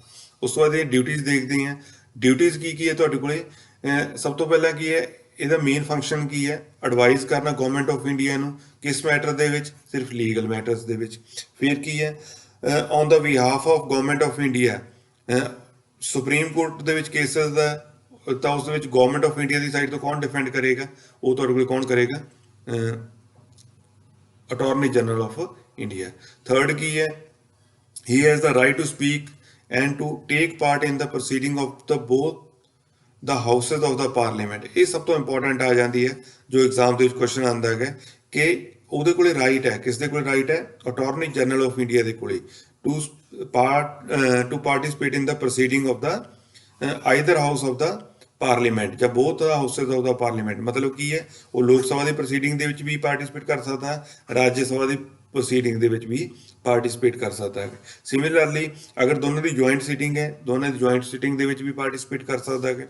ਆਪਾਂ ਦੇਖਿਆ ਕਿ joint sitting possible in case of ordinary bills, ਹੈ ਨਾ, ਤਾਂ ਉਹ ਜੁਆਇੰਟ ਸੀਟਿੰਗ 'ਚ ਵੀ ਪਾਰਟਿਸਿਪੇਟ ਕਰ ਸਕਦਾ ਹੈ। ਸਿਮਿਲਰਲੀ ਅਗਰ ਕੋਈ ਪਾਰਲੀਮੈਂਟਰੀ ਕਮੇਟੀ ਹੈ ਤੁਹਾਡੇ ਕੋਲੇ, ਤਾਂ ਕਮੇਟੀ ਦਾ ਵੀ ਉਹ ਮੈਂਬਰ ਬਣ ਸਕਦਾ ਹੈ। ਬਟ ਕੰਡੀਸ਼ਨ ਕੀ ਹੈ ਤੁਹਾਡੇ ਕੋਲੇ, ਕੰਡੀਸ਼ਨ ਕੀ ਹੈ ਕਿ ਉਸ ਦੇ ਕੋਲੇ ਰਾਈਟ ਟੂ ਵੋਟ ਨਹੀਂ ਹੈ, ਵੋਟਿੰਗ ਦੇ ਵਿੱਚ ਪਾਰਟਿਸਿਪੇਟ ਨਹੀਂ ਕਰੇਗਾ, ਉਹ ਵੋਟ ਨਹੀਂ ਕਾਸਟ ਕਰ ਸਕੇਗਾ ਇਨ ਕੇਸ ਆਫ ਲੋਕ ਸਭਾ ਜਾਂ ਰਾਜ ਸਭਾ। ਕਿਸੇ ਮੈਜੋਰਿਟੀ ਦੇ ਵਿੱਚ ਜ਼ਰੂਰਤ ਪੈਂਦੀ ਹੈ, ਉਸ ਕੇਸ ਦੇ ਵਿੱਚ ਕੋਈ ਰਾਈਟ ਟੂ ਵੋਟ ਨਹੀਂ ਹੈ ਅਟਾਰਨੀ ਜਨਰਲ ਆਫ ਇੰਡੀਆ ਦੇ ਕੋਲੇ। Otherwise he can participate in the proceeding of the both the houses of the parliament, Lok ਸਭਾ ਰਾਜ ਸਭਾ, ਚਾਹੇ ਉਹਨਾਂ ਦੀ ਜੁਆਇੰਟ ਸਿਟਿੰਗ ਹੈ ਜਾਂ ਕੋਈ ਪਾਰਲੀਮੈਂਟ ਕਮੇਟੀ ਹੈ, ਉਹਦੇ 'ਚ ਉਹ ਪਾਰਟਿਸਿਪੇਟ ਕਰ ਸਕਦਾ ਹੈ attorney general of India. The most important statement ਜਾਂ ਮੋਸਟ ਇੰਪੋਰਟੈਂਟ ਡਿਊਟੀ ਜਾਂ function of the attorney general of India. ਦੂਸਰਾ, ਇਹ ਕਦੇ ਨਾ ਕਦੇ ਤੁਹਾਨੂੰ ਸਟੇਟਮੈਂਟ ਦੇ ਵਿੱਚ ਪੁੱਛਿਆ ਜਾਂਦਾ ਹੈ ਕਿ ਜਿਹੜਾ ਹੈਗਾ ਕਿ ਉਹ ਜਿਹੜਾ ਹੈਗਾ ਕਿ ਪ੍ਰਾਈਵੇਟ ਪ੍ਰੈਕਟਿਸ ਕਰ ਸਕਦਾ ਹੈ। ਯੈਸ, ਇਹ ਕੀ ਹੈ ਤੁਹਾਡੇ ਕੋਲ ਕੀ ਹੈ, ਜਿਹੜਾ ਹੈਗਾ ਪ੍ਰਾਈਵੇਟ ਲੀਗਲ ਪ੍ਰੈਕਟਿਸ ਕਰ ਸਕਦਾ ਹੈ ਨਾ। ਬਟ ਕੰਡੀਸ਼ਨ ਕੀ ਹੋਣਾ ਚਾਹੀਦਾ ਹੈਗਾ ਕਿ ਉਹ ਜਿਹੜਾ ਕੇਸ ਹੈ ਉਹ ਗਵਰਨਮੈਂਟ ਆਫ ਇੰਡੀਆ ਦੇ ਅਗੇਂਸਟ ਨਹੀਂ ਹੋਣਾ ਚਾਹੀਦਾ, ਸਰਕਾਰ ਦੇ ਅਗੇਂਸਟ ਨਹੀਂ ਹੋਣਾ ਚਾਹੀਦਾ। ਅਦਰਵਾਈਜ਼ ਪ੍ਰਾਈਵੇਟ ਪ੍ਰੈਕਟਿਸ ਕਰਨ ਦੇ ਲਈ ਉਹ ਅਲਾਉਡ ਹੈ ਜਾਂ ਉਹ ਐਲੀਜੀਬਲ ਹੈ attorney general of India.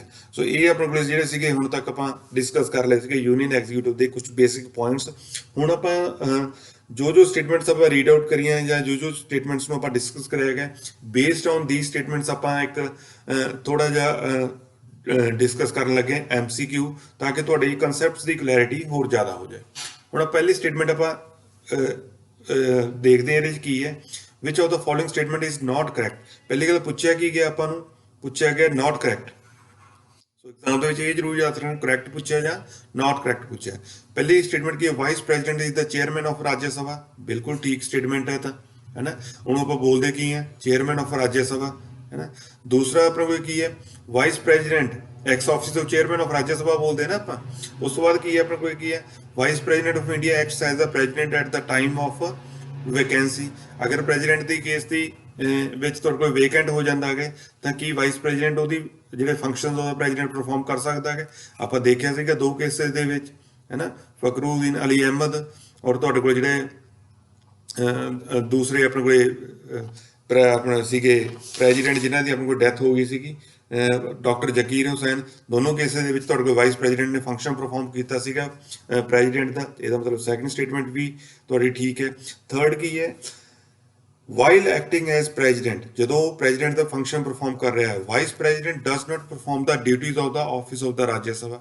Simple clear ਗੱਲ ਹੈ, ਠੀਕ ਹੈ। ਰਾਜ ਸਭਾ ਦਾ ਚੇਅਰਮੈਨ ਆਫ ਰਾਜ ਸਭਾ ਤਾਂ ਹੈਗਾ, ਬਟ ਜਦੋਂ ਵਾਈਸ ਪ੍ਰੈਜ਼ੀਡੈਂਟ ਫੰਕਸ਼ਨ ਪਰਫਾਰਮ ਕਰ ਰਿਹਾ ਪ੍ਰੈਜ਼ੀਡੈਂਟ ਦਾ, ਤਾਂ ਇਟ ਮੀਨਸ ਕਿ ਉਹਦਾ ਰਾਜ ਸਭਾ ਦੇ ਨਾਲ ਕੋਈ ਕੰਸਰਨ ਨਹੀਂ ਰਿਹਾ। ਤਾਂ ਰਾਜ ਸਭਾ ਦਾ ਜੋ ਫੰਕਸ਼ਨ ਕੌਣ ਕਰੇਗਾ ਪਰਫਾਰਮ, ਉਹ ਤੁਹਾਡੇ ਕੋਲ ਕੌਣ ਕਰੇਗਾ, ਜੋ deputy chairman of the Rajya Sabha ਹੋਏਗਾ, है ना। और डिप्टी चेयरमैन जो राज्यसभा होएगा, he will be the member of the Rajya Sabha, है ना। Vice president is not the member of president and vice president is not the member of the either house. ना लोक सभा ਦੇ ਮੈਂਬਰ ਹੁੰਦੇ ਆ, ਨਾ ਉਹ ਤੁਹਾਡੇ ਕੋਲੇ ਰਾਜ ਸਭਾ ਦੇ ਮੈਂਬਰ ਹੁੰਦੇ ਆ। ਲੇਕਿਨ ਇਨ case of vice president perform the duties of the president, ਉਸ ਕੇਸ ਦੇ ਵਿੱਚ ਵਾਈਸ ਪ੍ਰੈਜ਼ੀਡੈਂਟ ਦੇ ਤਾਂ ਡਿਊਟੀ ਨਹੀਂ ਕੋਈ ਪਰਫਾਰਮ ਕਰੇਗਾ, ਲੇਕਿਨ ਜੋ ਵਾਈਸ ਪ੍ਰੈਜ਼ੀਡੈਂਟ ਦਾ ਇੱਕ ਫੰਕਸ਼ਨ ਹੈ to perform the duties of the function as a chairman of the Rajya Sabha, ex officio chairman of the Rajya Sabha।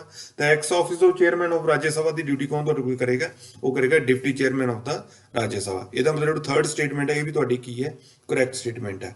Fourth one ਕੀ ਹੈ, ਅਲਟੀਮੇਟਲੀ ਤਿੰਨ ਕਰੈਕਟ ਹੋ ਗਿਆ, ਤਾਂ ਫੋਰਥ ਵਨ ਤੁਹਾਡੇ ਕੋਲ ਕੀ ਆ ਜਾਏਗੀ, ਨਾਟ ਕਰੈਕਟ ਆ ਜਾਏਗੀ। So when vice president acts as the president, the duties of the president are performed by the person nominated ਬਾय the president, ਨਹੀਂ ਜੀ, ਪਰਸਨ ਤਾਂ ਕੋਈ ਵੀ ਨੋਮੀਨੇਟ ਨਹੀਂ ਹੋਏਗਾ। ਆਪਣੇ ਕੋਲ ਪਾਰਲੀਮੈਂਟਰੀ ਕਨਵੈਨਸ਼ਨ ਕੀ ਹੈ ਕਿ ਵਾਈਸ ਪ੍ਰੈਜ਼ੀਡੈਂਟ ਦਾ ਅਗਰ ਆਫਿਸ ਖਾਲੀ ਹੋ ਜਾਂਦਾ ਹੈਗਾ, ਸੌਰੀ ਪ੍ਰੈਜ਼ੀਡੈਂਟ ਦਾ ਆਫਿਸ ਖਾਲੀ ਹੋ ਜਾਂਦਾ, ਉਸ ਕੇਸ ਦੇ ਵਿੱਚ फंक्शन कौन परफॉर्म करेगा? Vice president.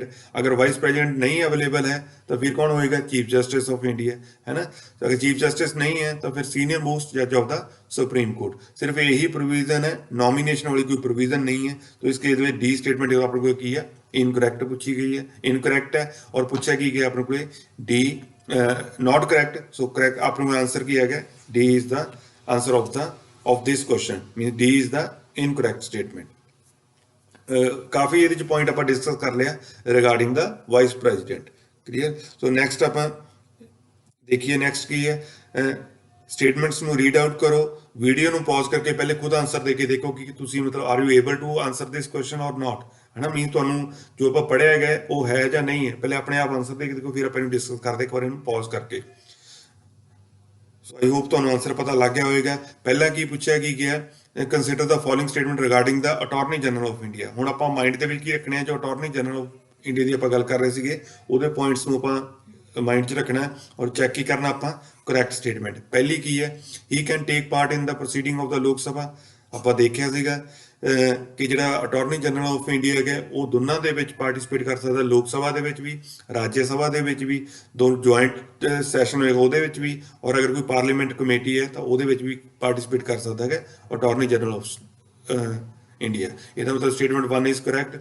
ਉਸ ਤੋਂ ਬਾਅਦ ਕੀ, he can be the member of the committee of the Lok Sabha. ਹੁਣ ਇਹ ਆਪਾਂ ਡਿਸਕਸ ਕੀਤਾ ਦੁਬਾਰਾ, ਕਿਸੇ ਵੀ ਕਮੇਟੀ ਦਾ ਮੈਂਬਰ ਹੋ ਸਕਦਾ ਕਿ ਲੋਕ ਸਭਾ ਦੀ ਦਾ।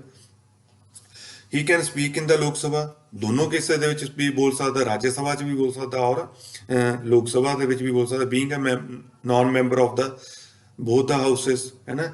ਹੀ ਕੈਨ ਵੋਟ ਇਨ ਦਾ ਲੋਕ ਸਭਾ, ਨਹੀਂ ਇੱਥੇ ਤਾਂ ਵਾਇਓਲੇਟ ਹੋ ਗਈ ਹੈ, ਵੋਟਿੰਗ ਰਾਈਟ ਤਾਂ ਉਹਦੇ ਕੋਲ ਨਹੀਂ ਹੁੰਦਾ, ਕਿਹਦੇ ਕੋਲੇ? ਅਟਾਰਨੀ ਜਨਰਲ ਆਫ ਇੰਡੀਆ ਕੋਲੇ। ਸੋ ਆਪਣੇ ਕੋਲ ਸਟੇਟਮੈਂਟ ਕਿਹੜੀ ਪੁੱਛਿਆ ਕੀ ਗਿਆ ਕਿ ਕਰੈਕਟ, ਤਾਂ ਪਹਿਲੀ ਕਰੈਕਟ ਹੈ, ਦੂਜੀ ਕਰੈਕਟ ਹੈ ਔਰ ਤੀਜੀ ਕਰੈਕਟ ਹੈ। ਸੋ ਆਂਸਰ ਕੀ ਹੋਏਗਾ? C will be the answer. ਮਤਲਬ first, second and third are the correct statements. So ਇਹਦਾ ਸੀ ਜਿਹੜਾ ਹੈਗਾ answer of the attorney general. ਹੁਣ ਅਟਾਰਨੀ ਜਨਰਲ ਆਫ ਇੰਡੀਆ ਵਾਲਾ ਵੀ ਟੌਪਿਕ ਤੁਹਾਡਾ ਰਿਵਾਈਜ਼ ਹੋ ਗਿਆ ਇੱਕ ਕੁਐਸਚਨ ਦੇ ਵਿੱਚ। ਨੈਕਸਟ ਆਪਾਂ ਹੋਰ ਵੀ ਕੁਐਸਚਨ ਦੇਖਦੇ ਇਹਦੇ ਵਿੱਚ। ਕੰਸੀਡਰ ਦਾ ਫੋਲੋਇੰਗ ਸਟੇਟਮੈਂਟ, ਦੇਖੋ ਜ਼ਿਆਦਾ ਅੱਜ ਵਾਲੇ ਇਸ ਦੇ ਵਿੱਚ ਆਪਾਂ ਸਟੇਟਮੈਂਟ ਬੇਸਡ ਕੁਐਸਚਨ ਹੀ ਹੈ ਤਾਂ ਕਿ ਤੁਹਾਨੂੰ ਇਸ ਚੀਜ਼ ਦੀ ਕਲੈਰਿਟੀ ਹੋਵੇ। ਜੋ ਸਿੰਪਲ ਕੁਐਸਚਨ ਆਉਂਦੇ ਆ ਕਿ ਅਟਾਰਨੀ ਜਨਰਲ ਆਫ ਇੰਡੀਆ ਨੂੰ ਕੌਣ ਅਪਾਇੰਟ ਕਰੇਗਾ? ਪ੍ਰੈਜ਼ੀਡੈਂਟ ਕਰੇਗਾ, ਠੀਕ ਹੈ। ਵਾਈਸ ਪ੍ਰੈਜ਼ੀਡੈਂਟ ਨੂੰ ਕੌਣ ਅਪਾਇੰਟ ਕਰੇਗਾ, ਜਾਂ ਵਾਈਸ ਪ੍ਰੈਜ਼ੀਡੈਂਟ ਦਾ ਇਲੈਕਸ਼ਨ ਕੌਣ ਦੇ ਵਿੱਚ ਕੌਣ ਪਾਰਟਿਸਿਪੇਟ ਕਰੇਗਾ? ਇਹ ਚੀਜ਼ਾਂ ਦਾ ਬੇਸਿਕ ਨੇ ਜੋ ਤੁਹਾਨੂੰ ਸਾਰਿਆਂ ਨੂੰ ਪਤਾ ਨੇ, ਉਹਦੇ ਨਾਲ ਆਪਾਂ ਐਡੀਸ਼ਨਲ ਇਹ ਚੀਜ਼ਾਂ ਵੀ ਡਿਸਕਸ ਕਰ ਰਹੇ ਹਾਂ ਜੋ ਕਿਤੇ ਨਾ ਕਿਤੇ ਤੁਹਾਨੂੰ ਐਗਜ਼ਾਮ ਦੇ ਵਿੱਚ ਹੈਲਪਫੁਲ ਹੋਣਗੀਆਂ, ਸਪੈਸ਼ਲੀ ਜੋ ਤੁਹਾਡਾ ਪੀਪੀਐਸਸੀ ਦੇ ਐਗਜ਼ਾਮ ਜੋ ਕੰਡਕਟ ਕਰਦੀ ਹੈ। ਨੈਕਸਟ ਸਟੇਟਮੈਂਟ ਦੇਖਦੇ ਹਾਂ। ਚੈੱਕ ਕੀ ਕਰਨਾ, जो स्टेटमेंट बेस्ड क्वेश्चन है पहले ही चेक करना करैक्ट पूछा या इनकरैक्ट पूछा, फिर ही आप स्टेटमेंट्स में रीड आउट करना है। पॉज करो, पॉज करके देखो आंसर दे के। गल की कर रहे हैं, काउंसिल ऑफ मिनिस्टर की गल कर रहे हैं कि the council of minister in the centre shall be collectively responsible to the parliament. की पढ़िया सीगा आपां, किहनूं रिस्पोंसिबल हुंदे आ? सिर्फ लोक सभा नूं। लेकिन पार्लीमेंट दे विच अपने कोल कौन कौन हुंदा है? पार्लीमेंट च लोक सभा, राज्य सभा प्लस प्रेजिडेंट, है ना। तो इन्होंने की पूछेगा, स्टेटमेंट की है, council of minister in the centre shall be collectively responsible to the parliament. तो स्टेटमेंट तो की हो गई है, स्टेटमेंट हो गई है रॉन्ग स्टेटमेंट, क्योंकि किनू रिस्पोंसिबल किनू कलैक्टिवली? लोक सभा नूं। तो कलैक्टिवली पूछा तो लोक सभा नूं, इंडिविजुअली पूछा फिर होएगा प्रेजिडेंट नूं, लेकिन पार्लीमेंट का दोनों केसेस में तुहाडा कोई की हो गया? गलत हो गया। First statement is the wrong statement. Second देखते हैं, union minister shall hold the office during the pleasure of the president of India. बिल्कुल सही गल है, लेकिन एडवाइस कौन करेगा? रिमूव करना या अपॉइंट करना, उसकी एडवाइस किसकी होएगी? On the advice of the prime minister. कौन करता है? तुहाडे कोल प्रेजिडेंट करता है। So second statement is the correct statement. Third आप देख लेने हैं, the prime minister shall communicate to the president about the proposal for the legislation. ਆਪਾਂ ਦੇਖਿਆ ਗਿਆ ਕਿ ਪ੍ਰਾਈਮ ਮਿਨਿਸਟਰ ਕੀ ਕਰਦਾ ਹੁੰਦਾ ਹੈਗਾ, ਤੁਹਾਡੇ ਕੋਲੇ ਉਹ ਇੱਕ ਬ੍ਰਿਜ ਹੁੰਦਾ ਹੈਗਾ between the council of minister and the president. ਜੋ ਵੀ ਕਾਉਂਸਲ ਆਫ ਮਿਨਿਸਟਰ ਦੇ ਡਿਸੀਜਨ ਹੋਣਗੇ ਰਿਗਾਰਡਿੰਗ ਦਾ ਐਡਮਿਨਿਸਟ੍ਰੇਸ਼ਨ ਹੈ, ਉਹ ਕੌਣ ਕਰੇਗਾ? ਉਹ ਕਮਿਊਨੀਕੇਟ ਕੌਣ ਕਰੇਗਾ? ਪ੍ਰਾਈਮ ਮਿਨਿਸਟਰ ਕਮਿਊਨੀਕੇਟ ਕਰੇਗਾ। ਕਿਸ ਨੂੰ ਕਮਿਊਨੀਕੇਟ ਕਰੇਗਾ? To the president. ਇਹ ਆਪਾਂ ਸਟੇਟਮੈਂਟ ਨੂੰ ਦੇਖਿਆ ਸੀਗਾ। ਅਗਰ ਦੇਖੋ ਦਿੱਕਤ ਆ ਰਹੀ ਹੈ ਤਾਂ ਦੁਬਾਰਾ ਪ੍ਰੀਵੀਅਸ ਵੀਡੀਓਜ਼ ਵਿੱਚ ਦੇਖੋ ਜਿੱਥੇ ਜਾ ਕੇ ਆਪਾਂ ਕਾਉਂਸਲ ਆਫ ਮਿਨਿਸਟਰ ਨੂੰ ਡਿਸਕਸ ਕੀਤਾ ਗਿਆ, ਪ੍ਰਾਈਮ ਮਿਨਿਸਟਰ ਨੂੰ ਡਿਸਕਸ ਕੀਤਾ ਗਿਆ, ਜਾਂ ਤੁਹਾਡਾ ਵਾਈਸ ਪ੍ਰੈਜ਼ੀਡੈਂਟ ਨੂੰ ਡਿਸਕਸ ਕੀਤਾ, ਜਾਂ ਅਟਾਰਨੀ ਜਨਰਲ ਆਫ ਇੰਡੀਆ ਨੂੰ ਡਿਸਕਸ ਕੀਤਾ। ਇਨਸਟੈਡ ਆਫ ਕਿ ਤੁਸੀਂ ਡਾਇਰੈਕਟਲੀ ਕੁਐਸਚਨਸ ਨੂੰ ਅਟੈਂਪਟ ਕਰੋ, ਪਹਿਲਾਂ ਉਹਨਾਂ ਨੂੰ ਇੱਕ ਵਾਰੀ ਦੇਖੋ, ਜੇ ਅਗਰ ਸਮਝ ਆ ਗਈ ਹੈ ਫਿਰ ਜੋ ਜੋ ਆਪਾਂ ਪੜ੍ਹਿਆ ਉਹਨਾਂ ਨੂੰ ਅਪਲਾਈ ਕਰਕੇ ਦੇਖਣਾ, ਵੀਡੀਓ ਨੂੰ ਪੌਜ਼ ਕਰਕੇ ਫਿਰ ਇਹਨਾਂ ਦੇ ਸਟੇਟਮੈਂਟ ਦੇ ਆਨਸਰ ਦੇਣੇ ਆ। ਸੋ ਇਸ ਕੇਸ ਦੇ ਵਿੱਚ ਆਪਾਂ ਨੂੰ ਪੁੱਛਿਆ ਕੀ ਗਿਆ ਹੈ, ਕਰੈਕਟ ਸਟੇਟਮੈਂਟ। ਸੋ ਕਰੈਕਟ ਆਪਾਂ ਨੂੰ ਕੀ ਹੋਈ ਹੈ, 2 and 3 is the correct statement. So B is the correct answer of this question. Next, again pause करो, statement based question है ना, और चेक की करना है, correct चेक करना है। देखो की है क्वेश्चन की है, chairman and deputy chairman of the Rajya Sabha are not the member of the house. देखो ਹੁਣ ਚੇਅਰਮੈਨ ਕੌਣ ਹੁੰਦਾ ਆਪਣੇ ਕੋਲੇ, ਚੇਅਰਮੈਨ ਹੁੰਦਾ ਐਕਸ ਆਫਿਸੋ ਚੇਅਰਮੈਨ ਹੁੰਦਾ ਆਪਣੇ ਕੋਲੇ vice president, and deputy chairman ਕੌਣ ਹੋਏਗਾ, ਉਹ ਤੁਹਾਡਾ ਕੀ ਹੋਏਗਾ, member of the Rajya Sabha. So ਇਸ ਕੇਸ ਦੇ ਵਿੱਚ ਕੀ ਹੈ, ਪਾਰਸ਼ਲੀ ਟਰੂ ਹੈ, ਪਾਰਸ਼ਲੀ ਤੁਹਾਡੇ ਕੋਲ ਕੀ ਹੈ, ਇਹ ਫਾਲਸ ਹੈ। ਟਰੂ ਕਿੱਥੇ ਹੈ ਤੁਹਾਡੇ ਕੋਲੇ, ਜੋ ਡਿਪਟੀ ਚੇਅਰਮੈਨ ਹੋਏਗਾ he will be the member of the Rajya Sabha, ਆਪਾਂ ਡਿਸਕਸ਼ਨ ਦੇ ਵਿੱਚ ਵੀ ਮੈਂ ਤੁਹਾਨੂੰ ਦੱਸਿਆ ਹੈਗਾ। ਲੇਕਿਨ ਜੋ ਚੇਅਰਮੈਨ ਹੋਏਗਾ, ਚੇਅਰਮੈਨ ਤੁਹਾਡੇ ਕੋਲ ਕੀ ਹੋਏਗਾ, ਉਹ ਰਾਜ ਸਭਾ ਦਾ, ਨਾ ਤਾਂ ਉਹ ਰਾਜ ਸਭਾ ਦਾ ਮੈਂਬਰ ਹੁੰਦਾ। ਚੇਅਰਮੈਨ ਹੁੰਦਾ ਕੌਣ ਹੈ, vice president, ex office of chairman ਦੀ ਗੱਲ ਕਰਦੇ ਹਾਂ। So ex office of chairman ਨਾ ਤਾਂ ਉਹ ਮੈਂਬਰ ਹੋਏਗਾ ਰਾਜ ਸਭਾ ਦਾ, ਨਾ ਕੀ ਹੋਏਗਾ ਲੋਕ ਸਭਾ ਦਾ। ਸੋ ਇਸ ਕੇਸ ਦੇ ਵਿੱਚ ਕੀ ਹੈ ਤੁਹਾਡੇ ਕੋਲ ਸਟੇਟਮੈਂਟ ਇਹ ਕੀ ਹੋ ਗਈ ਹੈ, ਰੋਂਗ ਹੋ ਗਈ ਹੈ, ਕਿਉਂਕਿ ਚੇਅਰਮੈਨ ਤਾਂ ਕਿਸੇ ਦਾ ਮੈਂਬਰ ਨਹੀਂ ਹੁੰਦਾ ਹੈ ਨਾ, ਡਿਪਟੀ ਚੇਅਰਮੈਨ ਹੁੰਦਾ ਹੈ। और दूसरा तौर पर किया, while the nominated member of the two houses of the parliament have no voting right in the presidential election, they have the right to vote in the election of the vice president। ਬਿਲਕੁਲ ਠੀਕ statement ਹੈ। ਕਹਿਣ ਦਾ ਮਤਲਬ ਕੀ ਹੈ ਕਿ ਜਦੋਂ ਇਲੈਕਸ਼ਨ ਆਫ ਦਾ ਪ੍ਰੈਜ਼ੀਡੈਂਟ ਹੁੰਦੇ ਆ ਤਾਂ ਉਹਦੇ ਵਿੱਚ ਕੌਣ ਕੌਣ ਪਾਰਟਿਸਿਪੇਟ ਕਰੇਗਾ, ਆਪਾਂ ਗੱਲ ਕੀਤੀ ਸੀ only elected member of the both the houses, Rajya Sabha ਦੇ ਵੀ ਇਲੈਕਟਡ ਮੈਂਬਰ ਐਂਡ ਲੋਕ ਸਭਾ ਦੇ ਵੀ ਇਲੈਕਟਡ ਮੈਂਬਰ। ਲੇਕਿਨ ਇਨ ਕੇਸ ਆਫ ਵਾਈਸ ਪ੍ਰੈਜ਼ੀਡੈਂਟ ਤੁਹਾਡੇ ਕੋਲ ਕੌਣ ਹੋਏਗਾ, ਨੋਮੀਨੇਟਡ ਮੈਂਬਰ, ਉਹਨਾਂ ਦੇ ਕੋਲ ਵੀ ਕੀ ਹੋਏਗਾ, ਰਾਈਟ ਟੂ ਵੋਟ ਹੋਏਗਾ। ਸੋ ਸੈਕੰਡ ਸਟੇਟਮੈਂਟ ਆਪਣੇ ਕੋਲ ਕੀ ਹੈ, second statement is the correct statement. ਪੁੱਛਿਆ ਕੀ ਹੈ, ਕਰੈਕਟ, ਇਹਦਾ ਮਤਲਬ ਬੀ ਕੀ ਹੈ, B is the correct answer of this question. I hope ਤੁਹਾਨੂੰ ਕੁਐਸਚਨਸ ਪਤਾ ਚੱਲ ਰਹੇ ਆ, ਔਰ ਤੁਸੀਂ ਜਿਹੜਾ ਹੈਗਾ ਥੋੜਾ ਤੁਹਾਨੂੰ ਆਈ ਹੋਪ ਇੰਟਰਸਟਿੰਗ ਵੀ ਲੱਗ ਰਹੀ ਹੋਏਗੀ ਅੱਜ ਵਾਲੀ ਵੀਡੀਓ, ਕਿਉਂਕਿ ਇੱਕ ਸੇਮ ਵੀਡੀਓ ਦੇ ਵਿੱਚ ਆਪਾਂ ਥਿਓਰੈਟੀਕਲ ਉਹਦਾ ਪੋਰਸ਼ਨ ਨੂੰ ਡਿਸਕਸ ਕੀਤਾ ਹੈਗਾ, ਔਰ ਉਹ ਉਸੇ ਦੇ ਵਿੱਚ ਹੀ ਆਪਾਂ ਉਹਨਾਂ ਦੇ MCQ ਡਿਸਕਸ ਕਰ ਰਹੇ ਹਾਂ। ਥੋੜੀ ਜਿਹੀ ਮਨੋਟਨੈਸ ਆ ਗਈ ਸੀਗੀ ਵੀਡੀਓ ਦੇ ਵਿੱਚ, ਕਿਉਂਕਿ ਸਿਰਫ ਆਪਾਂ ਥਿਓਰੈਟੀਕਲ ਹੀ ਡਿਸਕਸ ਕਰਦੇ ਜਾ ਰਹੇ ਸੀਗੇ, ਜੋ ਆਪਾਂ ਪੜ੍ਹਿਆ ਗਿਆ ਉਹਨੂੰ ਆਪਾਂ ਅਪਲਾਈ ਨਹੀਂ ਕਰ ਰਹੇ ਸੀਗੇ ਸਟੇਟਮੈਂਟਸ ਦੇ ਵਿੱਚ। ਸੋ ਅੱਜ ਵਾਲੀ ਵੀਡੀਓ ਦੇ ਵਿੱਚ ਦੋਨੋਂ ਫਲੇਵਰ ਨੇ, ਥਿਓਰੈਟੀਕਲ ਵੀ ਔਰ MCQ ਦਾ ਵੀ ਹੈ। ਨੈਕਸਟ ਆਪਣੇ ਕੋਲ ਕੀ ਹੈ, ਨੈਕਸਟ ਦੇਖਦੇ ਹਾਂ, which one of the following constitutional amendment states that the total number of ministers including the prime minister of the council of minister in the council of ministers shall not exceed the 15%। ਕਹਿਣ ਦਾ ਮਤਲਬ ਕਿ ਸਿੱਧਾ ਜਿਹਾ question ਹੈ ਕਿ ਕਿਹੜੀ amendment ਦੇ ਵਿੱਚ ਇਹ ਚੀਜ਼ ਫਿਕਸ ਕਰਦੀ ਹੈ ਕਿ council of minister along with the prime minister should not exceed the 15% of the total strength of the Lok Sabha. ਤਾਂ ਇਹ ਤਾਂ ਆਪਾਂ ਕਾਫੀ ਵਾਰ ਡਿਸਕਸ ਕਰ ਲਿਆ ਦੋਨੋਂ ਵੀਡੀਓਜ਼ ਦੇ ਵਿੱਚ। ਇਹ ਹੈਗੀ ਤੁਹਾਡੀ 91st ਅਮੈਂਡਮੈਂਟ ਜਿਹੜੀ ਹੋਈ ਸੀਗੀ, 91ਵੀਂ ਅਮੈਂਡਮੈਂਟ ਹੋਈ ਸੀਗੀ, ਜਿਹਦੇ ਵਿੱਚ ਆਪਾਂ ਇਹ ਚੀਜ਼ ਫਿਕਸ ਕਰਤੀ ਸੀ ਕਿ ਜਿਹੜੀ ਮੈਕਸਿਮਮ ਸਟਰੈਂਥ ਹੋਏਗੀ ਉਹ ਕੀ ਹੋਏਗੀ, 15% of the total strength of the Lok Sabha. ਉਹ ਕਿਹਦੀ ਗੱਲ ਕਰ ਰਹੇ ਹਾਂ ਆਪਾਂ, ਕਾਉਂਸਲ ਆਫ ਮਿਨਿਸਟਰਸ ਦੀ ਗੱਲ ਕਰ ਰਹੇ ਹਾਂ। ਸੋ ਇਹ ਤਾਂ ਮੈਂ ਇਹਨੂੰ ਸਮਝੂਗਾ ਕਿ ਇੱਕ ਈਜ਼ੀ ਕੁਐਸਚਨ ਸੀਗਾ, ਕੋਈ ਜ਼ਿਆਦਾ ਸਟੇਟਮੈਂਟ, ਕਿਉਂਕਿ ਸਟੇਟਮੈਂਟ ਬੇਸਡ ਕੁਐਸਚਨ ਦੇ ਵਿੱਚ ਤੁਹਾਨੂੰ ਹਰ ਇੱਕ ਸਟੇਟਮੈਂਟ ਨੂੰ ਪੜ੍ਹਨਾ ਪੈਂਦਾ। ਕਹਿੰਦਾ ਮਤਲਬ ਕਿ ਇੱਕ ਕੁਐਸਚਨ ਦੇ ਵਿੱਚ ਤੁਹਾਡੇ ਕੋਲ 4 ਕੁਐਸਚਨ ਆ ਜਾਂਦੇ ਸਟੇਟਮੈਂਟ ਬੇਸਡ ਕੁਐਸਚਨ ਦੇ ਵਿੱਚ, ਬਟ ਇਹ ਤਾਂ ਤੁਹਾਡੇ ਕੋਲ ਸਿੰਗਲ ਸਟੇਟਮੈਂਟ ਹੀ ਹੈ। ਇੱਕ ਅਮੈਂਡਮੈਂਟ ਦੀ ਗੱਲ ਕੀਤੀ ਆਪਾਂ, 91st ਅਮੈਂਡਮੈਂਟ ਦੀ ਆਪਾਂ ਗੱਲ ਕਰਤੀ ਹੈ। ਨੈਕਸਟ ਕੀ ਹੈ, the resolution of the removing the vice president of India can be moved in।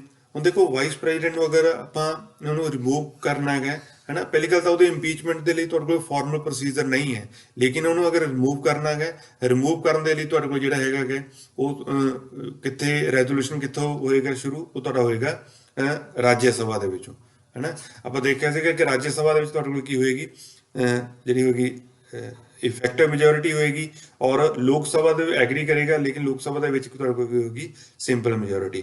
In case of vice president conditional ਕੀ ਹੈ ਤੁਹਾਡੇ ਕੋਲ, ਕੰਡੀਸ਼ਨ ਇਹ ਹੈ ਕਿ ਜਿਹੜਾ ਹੈਗਾ ਉਹਦਾ ਜੋ ਮੋਸ਼ਨ ਹੋਏਗਾ ਜਾਂ ਉਹ ਜਿਹੜਾ ਰੈਜ਼ੋਲੂਸ਼ਨ ਹੈ ਉਹ ਕਿੱਥੋਂ ਸ਼ੁਰੂ ਹੋਏਗਾ, ਤੁਹਾਡਾ ਰਾਜ ਸਭਾ ਦੇ।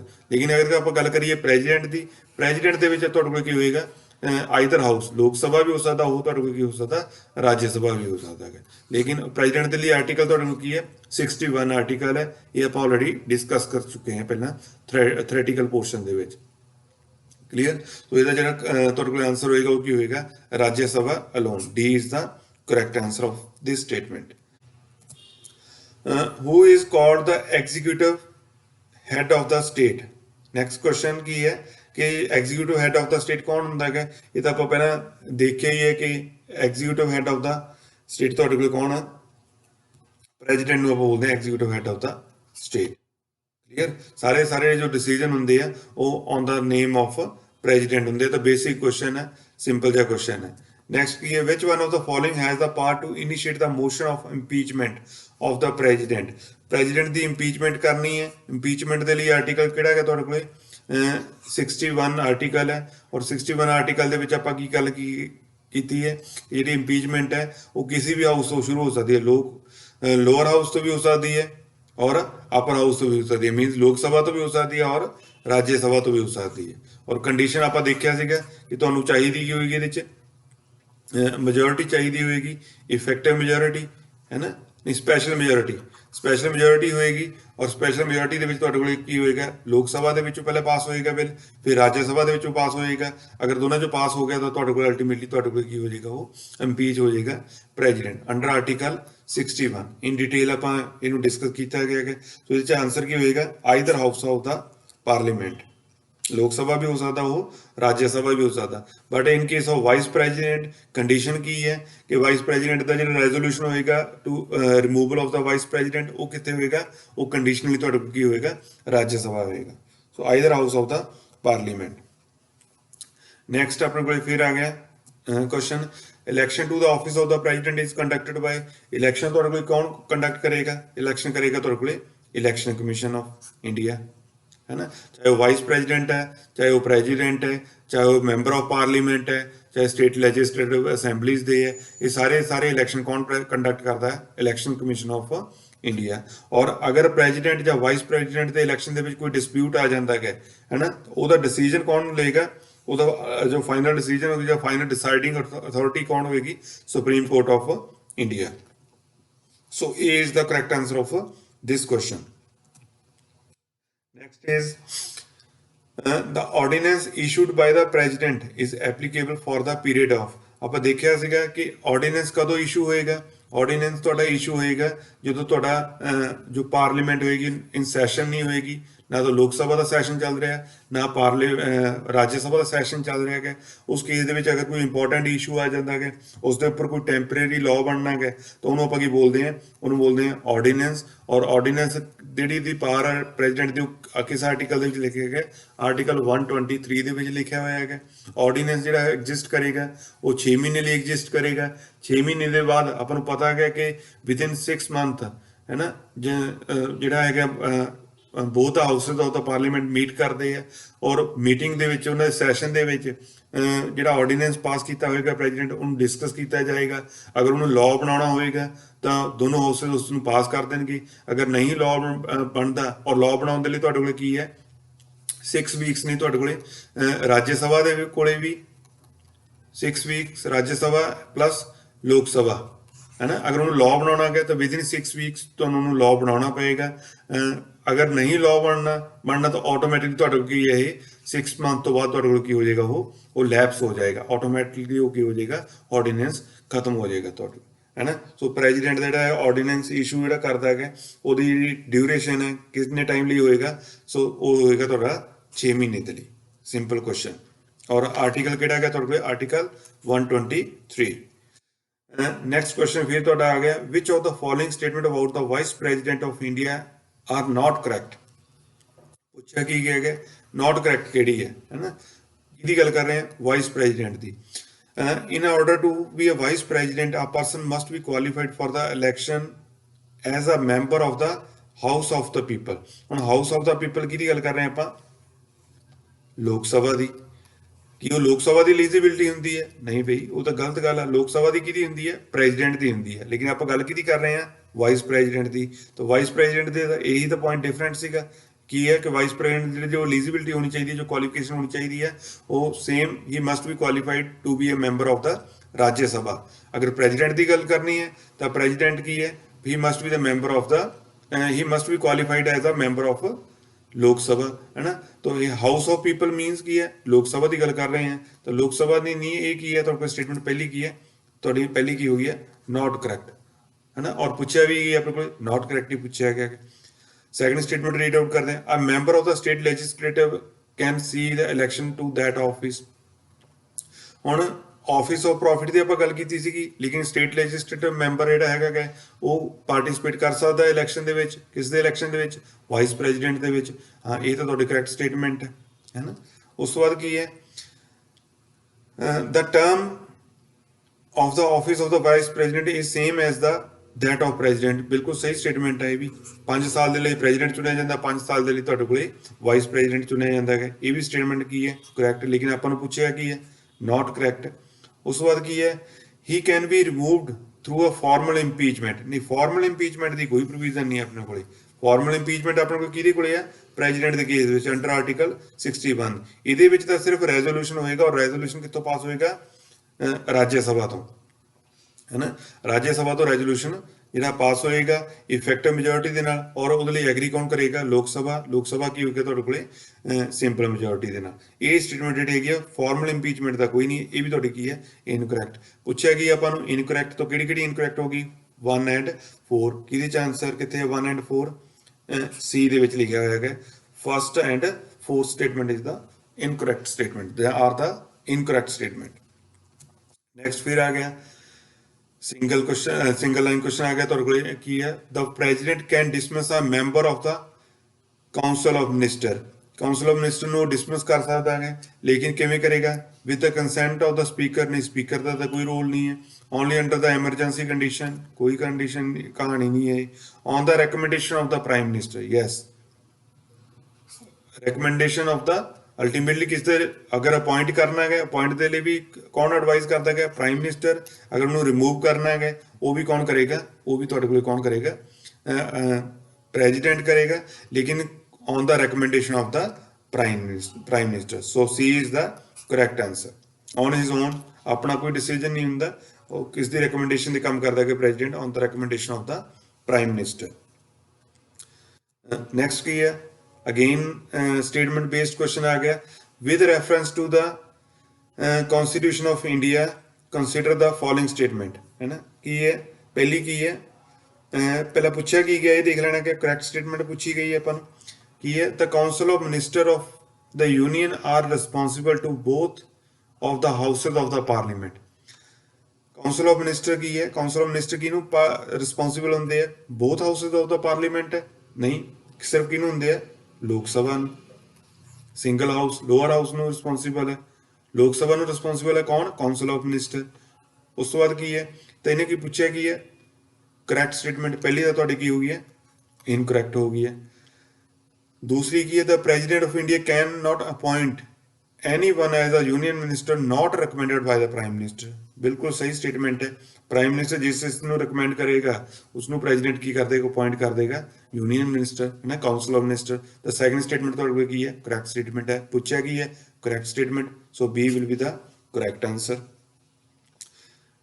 ਨੈਕਸਟ ਦੇਖ ਲੈਂਦੇ ਆ। ਅਗੇਨ ਇਹਨੂੰ ਪੌਜ਼ ਕਰੋ, ਪੌਜ਼ ਕਰਕੇ ਆਂਸਰ ਦੇਣ ਦੀ ਕੋਸ਼ਿਸ਼ ਕਰੋ। ਪਹਿਲਾਂ ਪੁੱਛਿਆ ਕੀ ਗਿਆ ਹੈ? Correct statement. Statement based question ਜ਼ਿਆਦਾ ਪਾਏ ਆ ਤਾਂ ਕਿ ਤੁਹਾਨੂੰ थोड़ा ਲੈਵਲ ਵੀ ਤੁਹਾਡਾ ਇੰਕਰੀਜ਼ ਹੋ ਜੇ, ਇਨਹਾਂਸ ਹੋ ਜੇ ਤੁਹਾਡੀ ਨੌਲੇਜ। ਔਰ ਦੂਸਰਾ ਕੀ ਹੈ, ਤੁਹਾਨੂੰ ਮਲਟੀਪਲ ਸਟੇਟਮੈਂਟ ਬੇਸਡ ਕੁਐਸਚਨ ਵੀ ਤੁਹਾਨੂੰ ਸੋਲਵ ਕਰਨੇ ਆ ਜਾਣ, ਕਿਉਂਕਿ ਪੀਪੀਐਸਸੀ ਦੇ ਵਿੱਚ ਇਸ ਲੈਵਲ ਦੇ ਕੁਐਸਚਨ ਜ਼ਿਆਦਾ ਆਉਂਦੇ ਆ ਤੁਹਾਡੇ ਕੋਲ। ਸਟੇਟਮੈਂਟ ਕੀ ਹੈ? ਕਰੈਕਟ ਸਟੇਟਮੈਂਟ ਦੇਖਣੀ ਹੈ। Council of minister in the union of India is collectively responsible to the Lok Sabha. ਬਿਲਕੁਲ ਠੀਕ ਸਟੇਟਮੈਂਟ ਹੈ। ਲੋਕ ਸਭਾ ਨੂੰ ਰਿਸਪੌਂਸਿਬਲ ਹੁੰਦਾ ਹੈ। ਨੈਕਸਟ ਕੀ ਹੈ? ਦ member of the Lok Sabha both the Lok Sabha and Rajya Sabha are eligible to be the minister of the union government। ਇਹ ਵੀ ਤੁਹਾਡੀ ਜਿਹੜੀ ਸਟੇਟਮੈਂਟ ਹੈ ਇਹ ਕਰੈਕਟ ਸਟੇਟਮੈਂਟ ਹੈ।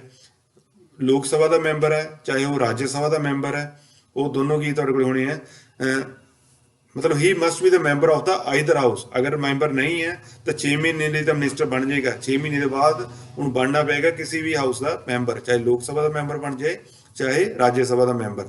ठीक है। तो ये की है ਤੁਹਾਡੇ ਕੋਲ ਮਿਨਿਸਟਰ ਦੀ ਐਲੀਜੀਬਿਲਟੀ ਕੀ ਹੈ, he must be the member of the either house of the parliament, चाहे वो लोकसभा का मैंबर बन जाए चाहे राज्यसभा का। इसका मतलब स्टेटमेंट 1 भी करेक्ट है, स्टेटमेंट 2 भी करेक्ट है। पूछे की क्या करेक्ट स्टेटमेंट, सो अपना आंसर किया जाएगा C will be the answer, both 1 and 2 are the correct statements. Next देख लेने हैं, who can be invited to the parliament for any suggestion और एडवाइस। अगर कोई सपोज कोई लीगल इशू के उपर सजेशन लेनी है या कोई एडवाइस लेनी है तो वो किनू कौन आएगा, वो तुहाडे कोल attorney general of India. Basically question नू अगर देखा जाए, क्वेश्चन की होना चाहिए सीगा तुहाडे कोले कि non member of the parliament, who is the non member of the parliament who is can be invited to advise for any advice या suggestion to the parliament. Means वो पार्लीमेंट का मैंबर तो नहीं है लेकिन उन्होंने आप इनवाइट कर सकते हैं सजेशन के लिए या एडवाइस के लिए पार्लीमेंट के, तो वो तुहाडे कोल की है अटॉर्नी जनरल ऑफ इंडिया। ये आप डिस्कस कर लिया, सिंपल क्वेश्चन है, A is the correct answer. Which of the following statement is not correct, again आ गया फिर मल्टीपल स्टेटमेंट क्वेश्चन आ गई, तो नॉट करेक्ट पूछा गया। देखते हैं आप वाइस प्रेजिडेंट वाला, देखो की पढ़िया सीगा, the vice president of India hold the office for the period of 5 years. आप देखा सीगा प्रेजिडेंट एंड वाइस प्रेजिडेंट दोनों का टेन्योर की होंगे 5 साल। दूसरी statement, the vice president of India can be removed by the simple majority of the votes passed in the Rajya Sabha only.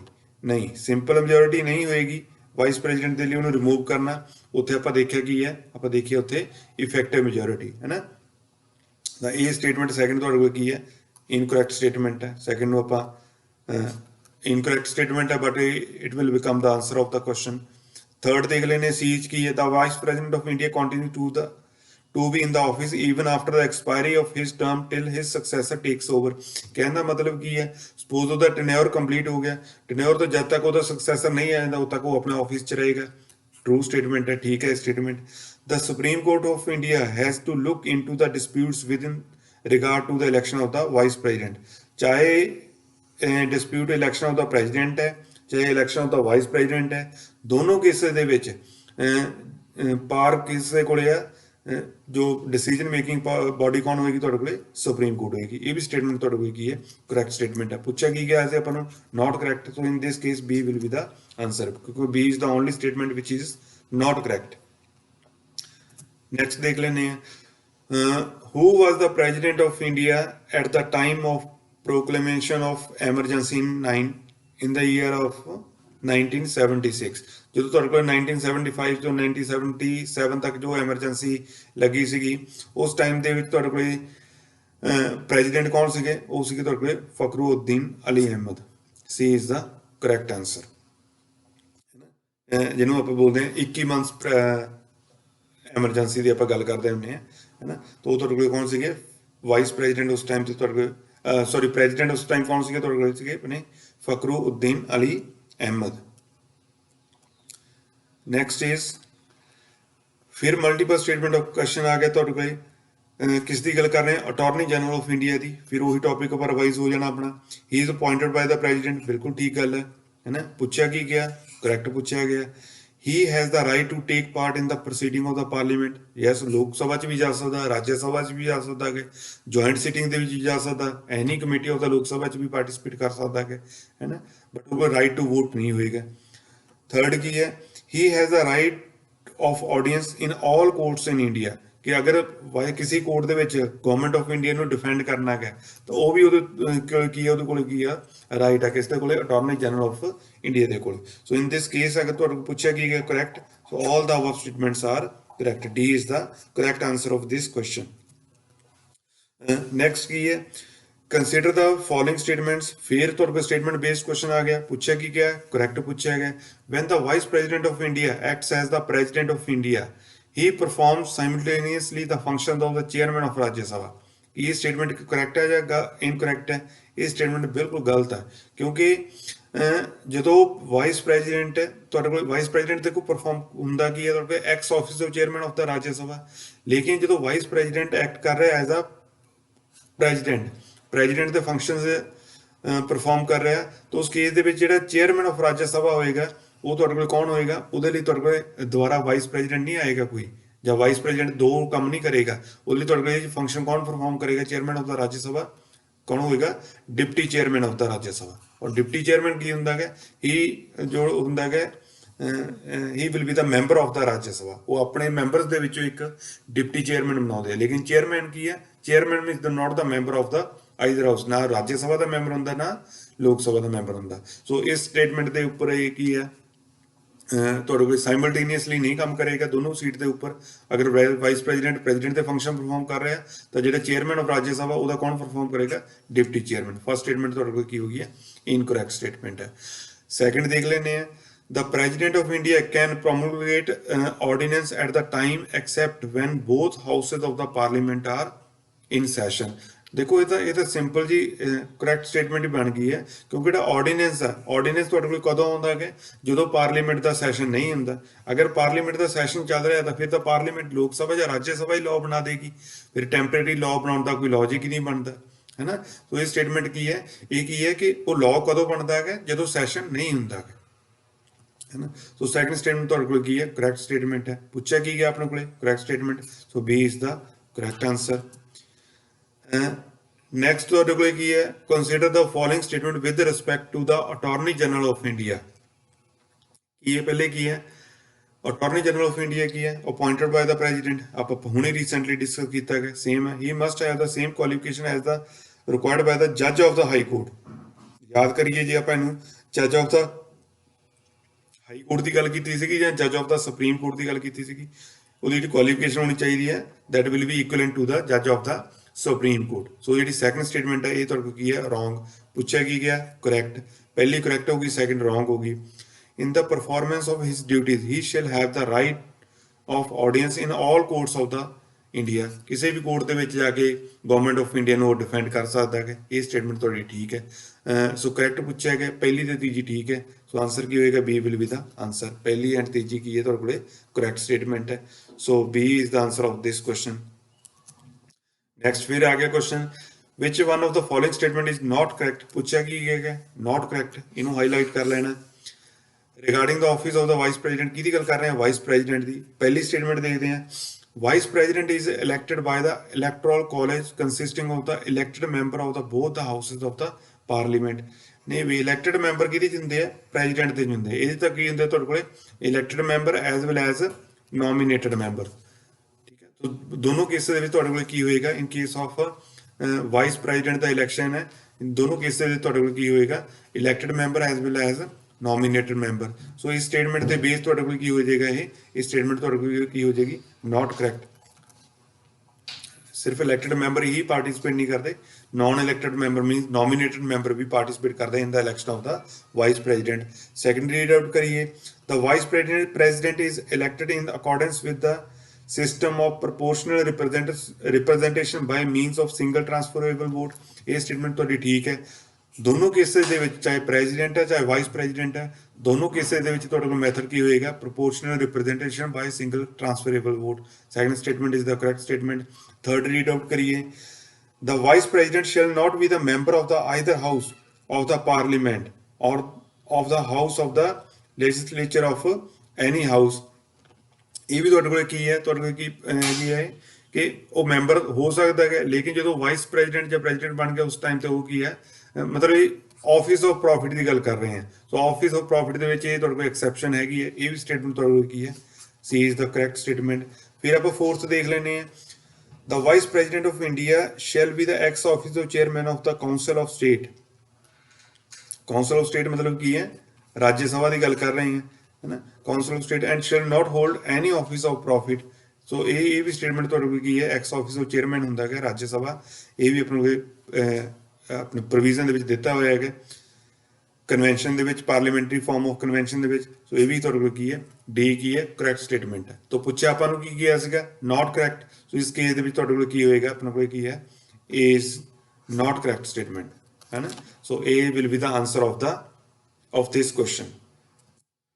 ਸੋ ਇਹ ਆਪਾਂ ਅੱਜ ਜਿੰਨੇ ਵੀ ਆਪਾਂ ਕੁਐਸਚਨ ਕੀਤੇ ਆ ਇਹਦੇ ਚ ਆਪਾਂ ਜ਼ਿਆਦਾ ਮਲਟੀਪਲ ਸਟੇਟਮੈਂਟ ਕੁਐਸਚਨਸ ਕੀਤੇ ਆ ਤਾਂ ਕਿ ਤੁਹਾਡਾ कंसैप्ट ज़्यादा क्लीयर हो जी। और दूसरा, थोड़ी वीडियो जरूर अपनी लंबी गई है, बट आई होप कि थोड़ी इंटरस्टिंग हो गई होएगी और ਤੁਹਾਡੇ ਕਨਸੈਪਟਸ ਵੀ ਕਲੀਅਰ ਹੋਏ ਹੋਣੇ ਆ, ਰਿਵਾਈਜ਼ ਹੋਏ ਹੋਣੇ ਆ, ਹੈ ਨਾ। ਔਰ ਤੁਹਾਡਾ ਇਸ ਦੇ ਨਾਲ ਤੁਹਾਡਾ ਜਿਹੜਾ ਯੂਨੀਅਨ ਐਗਜ਼ੀਕਿਊਟਿਵ ਦਾ ਟੌਪਿਕ ਹੈ ਉਹ ਤੁਹਾਡਾ ਕੰਪਲੀਟ ਹੋ ਗਿਆ। ਸਿੰਗਲ ਵੀਡੀਓ ਦੇ ਵਿੱਚ ਆਪਾਂ ਥਿਓਰੈਟੀਕਲ ਪੋਰਸ਼ਨ ਵੀ ਕਵਰ ਕਰ ਲਿਆ ਔਰ ਉਹਦੇ ਆਪਾਂ ਜਿਹੜੇ ਹੈਗੇ ਸਟੇਟਮੈਂਟ ਬੇਸਡ ਆਪਾਂ ਕੁਐਸਚਨਸ ਨੂੰ ਵੀ ਡਿਸਕਸ ਕਰ ਲਿਆ ਹੈਗਾ ਇਨ ਦਾ ਫਾਰਮ ਆਫ MCQ। ਅਗਰ ਵੀਡੀਓ ਪਸੰਦ ਆਈ ਹੈ ਤਾਂ ਤੁਹਾਨੂੰ ਮੈਂ ਕਹਿ ਰਿਹਾ ਕਿ ਉਹਨੂੰ ਲਾਈਕ ਜ਼ਰੂਰ ਕਰੋ, ਰਿਕੁਐਸਟ ਕਰ ਰਿਹਾ ਹੈਗਾ। ਔਰ ਦੂਸਰਾ ਕੀ ਹੈ, ਕਮੈਂਟ ਜ਼ਰੂਰ ਕਰਿਆ ਕਰੋ, ਕਮੈਂਟ ਆਣਗੇ ਮੇਰੀ ਵੀ ਮੋਟੀਵੇਸ਼ਨ ਬਣੀ ਰਹੇਗੀ। ਔਰ ਆਪਾਂ ਜਿਹੜਾ ਹੈਗਾ ਕਿ ਅਗਰ ਤੁਹਾਡਾ ਕੋਈ ਸੁਜੈਸ਼ਨ ਹੈ ਨਾ, ਜਾਂ ਕੋਈ ਕੁਐਰੀ ਹੈ, ਸੁਜੈਸ਼ਨ ਹੈ, ਕੋਈ ਇੰਪਰੂਵ ਕਰਨਾ ਕਿ ਜਿਵੇਂ ਸਪੋਜ਼ MCQ ਦੀ ਰਿਕੁਐਸਟ ਆ ਰਹੀ ਸੀ ਤੁਹਾਡੀ ਕਿ MCQ ਜ਼ਰੂਰ ਇੰਟਰੋਡਿਊਸ ਕਰੋ ਨਾਲ ਤਾਂ ਕਿ ਇੰਟਰਸਟ ਬਣਦਾ ਰਹੇ ਔਰ ਟੌਪਿਕਸ ਤੁਹਾਡੇ ਰਿਵਾਈਜ਼ ਹੁੰਦੇ ਰਹਿਣ, ਜ਼ਿਆਦਾ ਮੋਨੋਟਨਸ ਨਾ ਆਵੇ। ਸੋ ਉਸ ਚੀਜ਼ ਨੂੰ ਮੈਂ ਅੱਜ ਜਿਹੜਾ ਹੈਗਾ ਅੱਜ ਵਾਲੀ ਵੀਡੀਓ ਦੇ ਵਿੱਚ ਆਪਾਂ ਉਸ ਚੀਜ਼ ਨੂੰ ਅਪਲਾਈ ਕੀਤਾ ਹੈਗਾ ਕਿ ਸਿੰਗਲ ਵੀਡੀਓ ਦੇ ਵਿੱਚ ਆਪਾਂ MCQ ਐਂਡ ਥਿਓਰੈਟੀਕਲ ਪੋਰਸ਼ਨ ਦੋਨਾਂ ਨੂੰ ਡਿਸਕਸ ਕਰ ਲਿਆ ਹੈਗਾ। ਸੋ ਅਗਰ ਵੀਡੀਓ ਪਸੰਦ ਆਈ ਹੈ ਲਾਈਕ ਕਰੋ, ਕਮੈਂਟ ਜ਼ਰੂਰ ਕਰੋ ਅਗਰ ਵੀਡੀਓ ਤੁਹਾਨੂੰ ਅੱਜ ਵਾਲੀ ਵੀਡੀਓ ਦਾ ਜਿਹੜਾ ਕਨਸੈਪਟ ਆ ਉਹ ਤੁਹਾਨੂੰ ਪਸੰਦ ਆਇਆ ਕਿ ਇੱਕੋ ਵੀਡੀਓ ਦੇ ਵਿੱਚ MCQ ਐਂਡ ਥਿਓਰੈਟੀਕਲ ਪੋਰਸ਼ਨ ਤੁਹਾਡਾ ਰਿਵਾਈਜ਼ ਹੋਇਆ ਗਿਆ। Thank you very much.